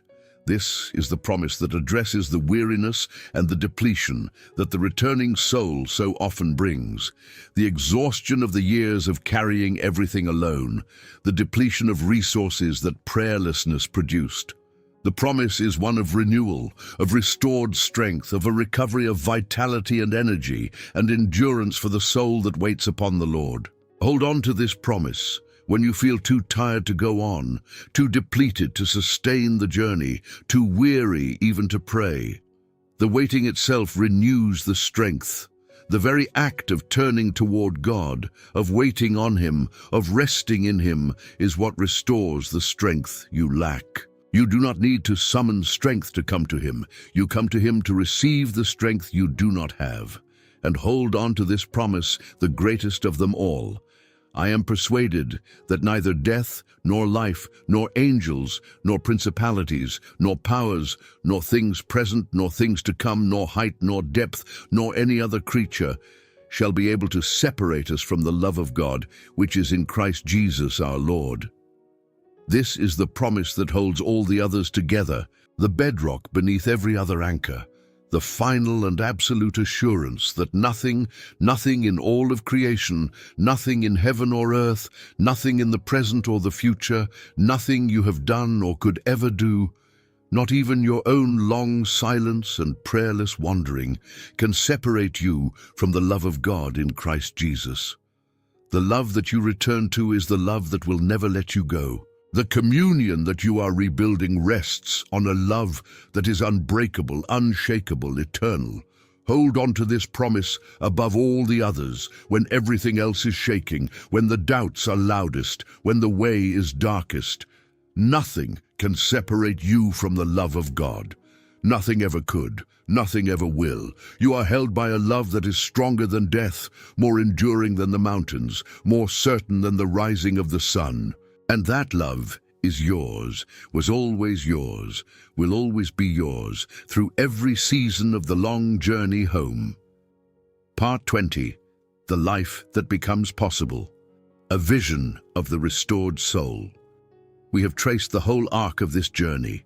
The drift away, the consequences in the silence, the waiting God, the first steps back, the restoration of all that was lost, the sustaining of the renewed life, the witnesses who light the way, the promises that anchor the soul. And now, as we draw toward the close, I want to lift our eyes to a vision of what becomes possible, to paint, as clearly as I can, a picture of the life that awaits the soul, that returns to prayer, and sustains the communion it recovers. For this is not merely a study about avoiding the harms of prayerlessness. It is a study about gaining the riches of a praying life. And those riches are worth fixing our eyes upon, that we might be drawn forward by the vision of what we are returning to. Imagine a soul that has fully recovered its breathing, that lives once again in the continuous, easy communion with God that it was designed for.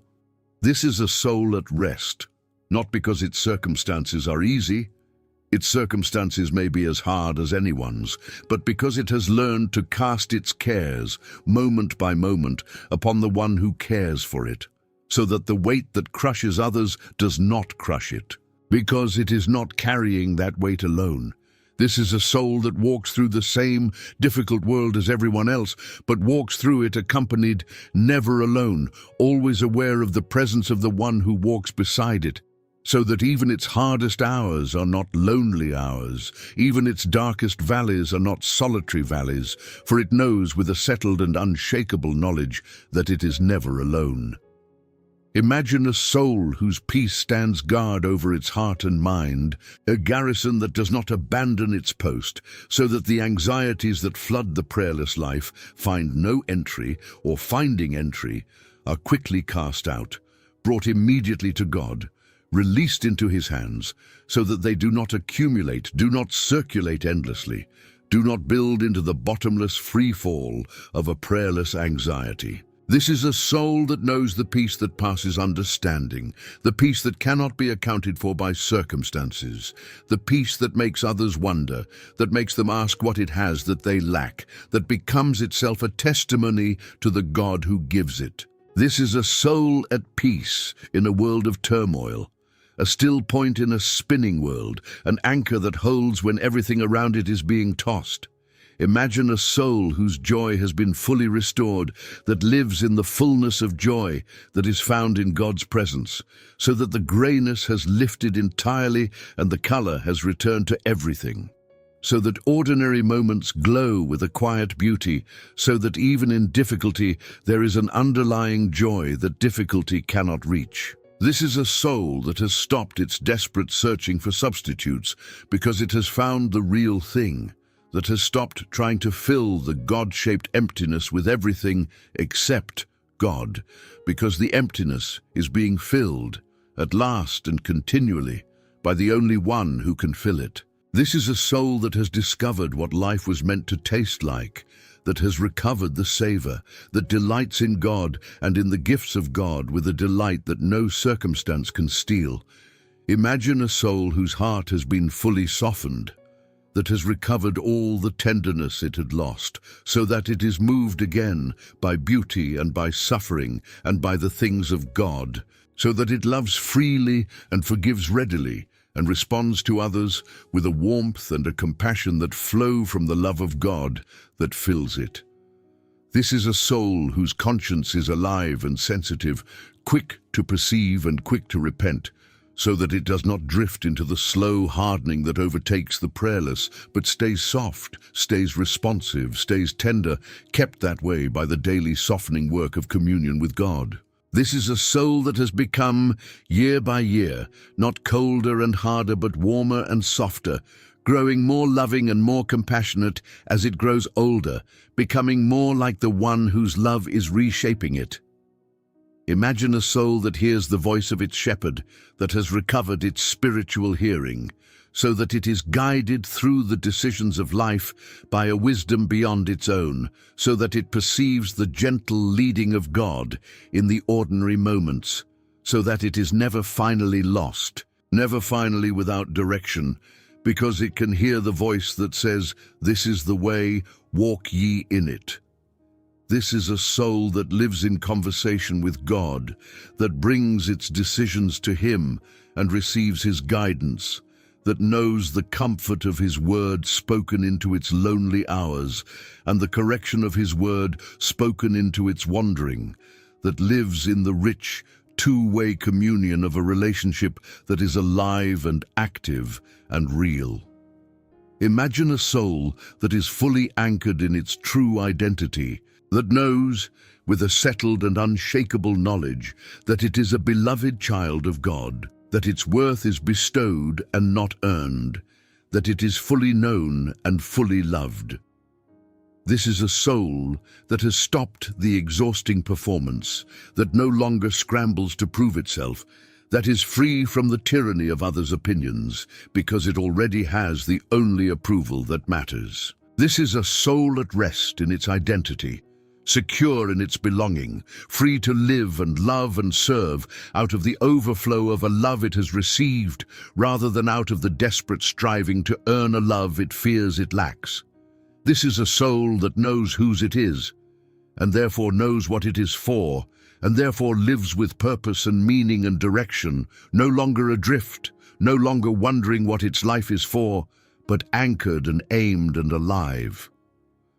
This is the life that becomes possible. This is what the soul returns to when it returns to prayer.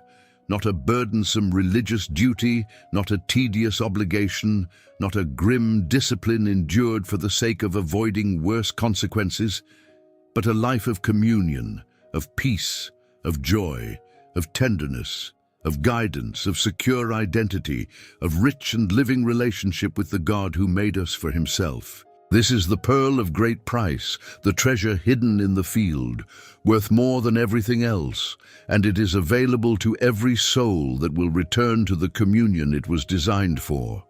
The breathing can be resumed, the relationship can be restored. The life that became impossible in the silence becomes possible again in the return. And it is waiting for you, this life, on the other side of a single turning of your heart toward the God who is, even now, watching the road and beginning to run. Part 21, The Soul That Walks with God. A final synthesis. Let us draw together now the threads of everything we have explored, that the whole picture might stand clearly before us as we move toward the close of this study. We began with a question. What happens to your soul when you stop praying? And we have traced the answer through its many dimensions, naming, with as much honesty as we could, the truth that nobody tells you. We saw that prayer is not a religious technique or a mechanism for getting things, but the very breathing of the soul, the continuous communion with God for which the soul was designed, and that its cessation is therefore not the dropping of an optional habit, but the stopping of the breathing the soul cannot live without. We saw that the first thing to fade when prayer stops is the felt nearness of God, not because God withdraws, but because the soul's perception of Him atrophies through disuse, and that this first loss is almost entirely silent, the first domino in a long chain of consequences. We saw that anxiety rushes in to fill the space where prayer used to be, because the cares that prayer was meant to cast upon God now accumulate uncast, circulating endlessly in a closed loop of worry, while the garrison of peace that stood guard over the heart is withdrawn. We saw that the heart slowly hardens, losing its tenderness and sensitivity as the regular softening work of communion ceases and the natural drift toward calcification proceeds unchecked. We saw that the soul loses its spiritual hearing, its ability to discern the voice of God, as the relationship that tuned that hearing is neglected and the instrument goes out of adjustment. We saw the famine of joy, the draining of color and savor from a life cut off from the source of all joy. We saw the erosion of identity, the forgetting of who and whose we are, as the continual reinforcement of our true identity in communion with God ceases. We saw the weakening of resistance, the increased vulnerability to temptation and falling, as the strengthening that prayer provides is cut off. We saw the shrinking of vision, the loss of the eternal perspective as the soul's gaze drops to the immediate and stays there. We saw the quiet loneliness, the relational cost of losing communion with the one presence the soul was most deeply designed to know. And we saw the drift into self-reliance, the subtle pride of a soul that has forgotten its need for God. But we did not stop there, for the truth that nobody tells you is not only a truth about loss. We saw what God was doing in the silence, keeping us, pursuing us, preparing our return, loving us the whole time with a love that our silence could not diminish. We saw how the return actually begins, not with a grand resolution, but with a single turning, one prayer, the first step toward home that sets off rejoicing in heaven.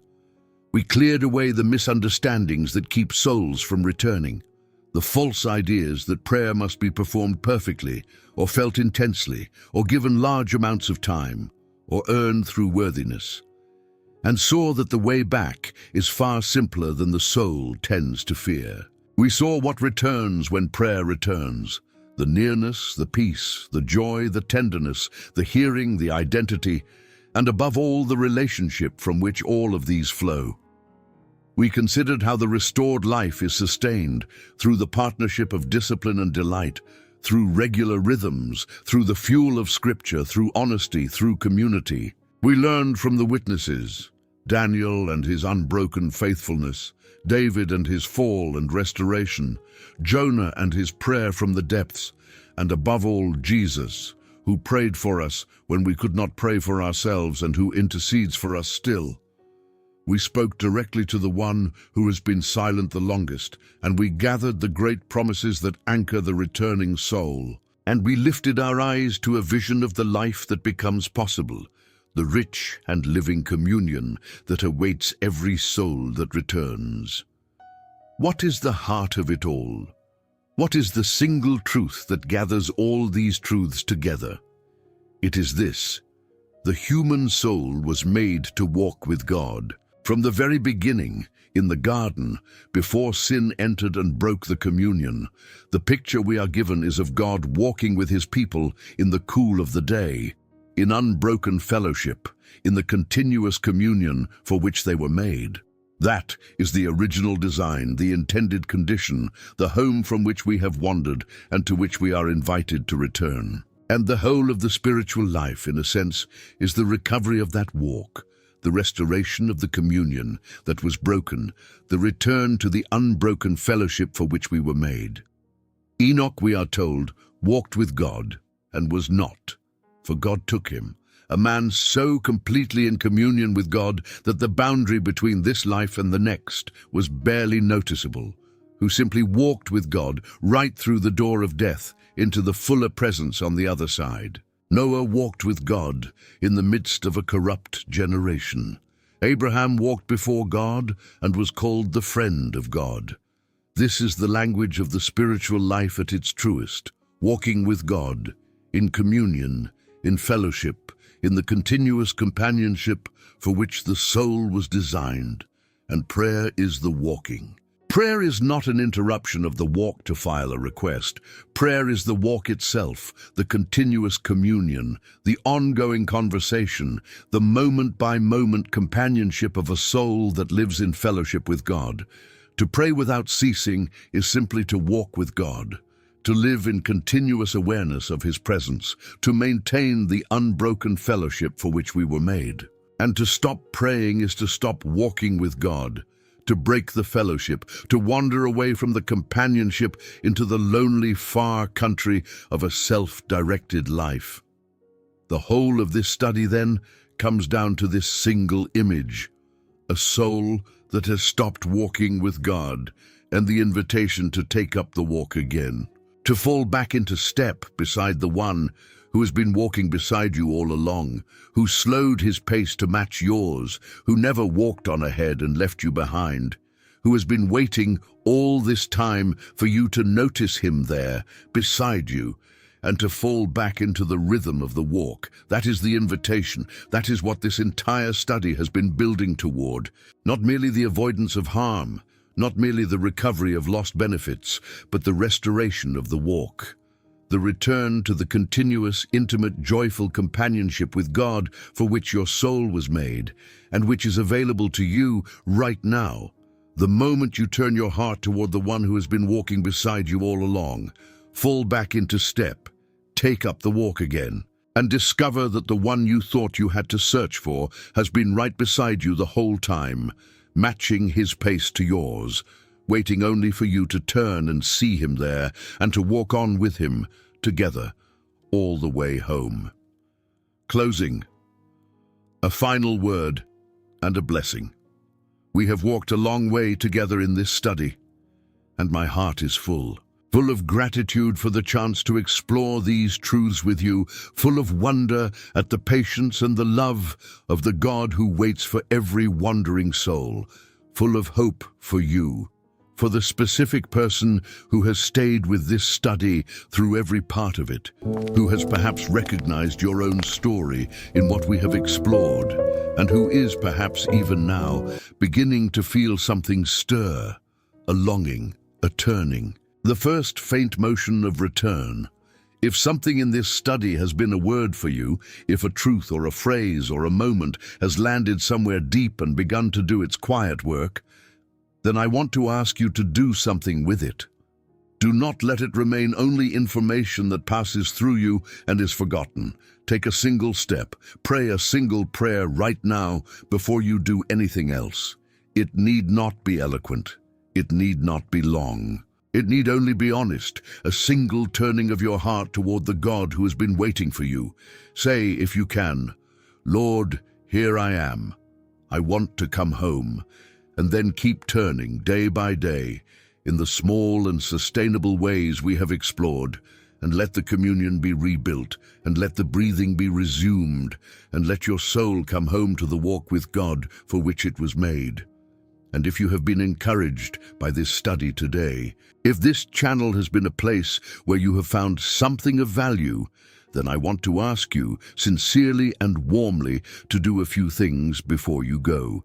Please subscribe to this channel if you have not already done so, and turn on the notification bell so that every new study we release comes straight to you and you never miss a single one. Please give this video a like. It takes only a moment, and it genuinely helps more people find this content, more people who may be sitting in the silence right now, wondering if there is a way back, who need to find what you have found today.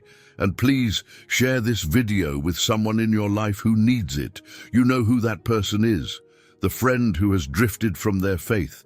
The family member who has been carrying something heavy and silent for a long time. The person who told you once that they used to pray but somehow stopped. Send it to them. You do not need to add a long explanation. Just send it with a simple word. I thought of you. You never know what these hours in the presence of these truths might do for a heart that has been waiting without even knowing it for exactly this. The content coming to this channel in the days ahead is some of the most meaningful work we have ever prepared. More journeys into the depths of Scripture, more encounters with the God who speaks through it, more studies designed to meet you exactly where you are and to draw you closer to the one who loves you. Stay close, stay subscribed, because the best is always still to come, and we would be honored to have you with us for all of it.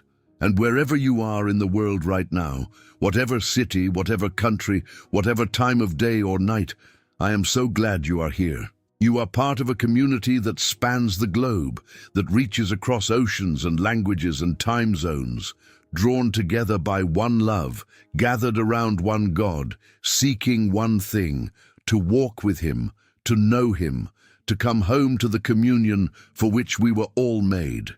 You belong here. We are glad you are here, and we will be here every week, walking this road alongside you. Now go. Go in the peace of the one who has been waiting for you all along.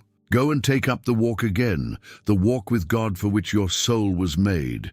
Go and pray, however haltingly, however small the first prayer may be, knowing that it is received with all the joy of a father welcoming home a child he had longed for every day of the absence. Go knowing that you are loved with a love that your silence could not diminish, kept by a power that never slumbered, pursued by a heart that never gave up, and welcomed home by a God who is, even now, running to meet you. May the God of all peace, who never left you in the silence and never will leave you in the days ahead, draw you back into the communion for which he made you. May the Lord who watches the road run to meet you the moment you turn toward home. May the joy that you lost be restored, the peace that you forgot be recovered, the tenderness that hardened be softened, and the relationship that faded be made new and deeper than before. And may you walk with him all the days of your life in the continuous, intimate, joyful companionship that is the truest home your soul will ever know, until the day when the walk of faith becomes the walk of sight, and you find yourself, at last, fully and forever in the presence of the one you have been walking toward all along. He is here. He has always been here, and he is so very glad that you have come home. Draw nigh to God, and he will draw nigh to you. James 4:8. In thy presence is fullness of joy. At thy right hand there are pleasures forevermore. Psalm 16:11. I will never leave thee, nor forsake thee. Hebrews 13:5.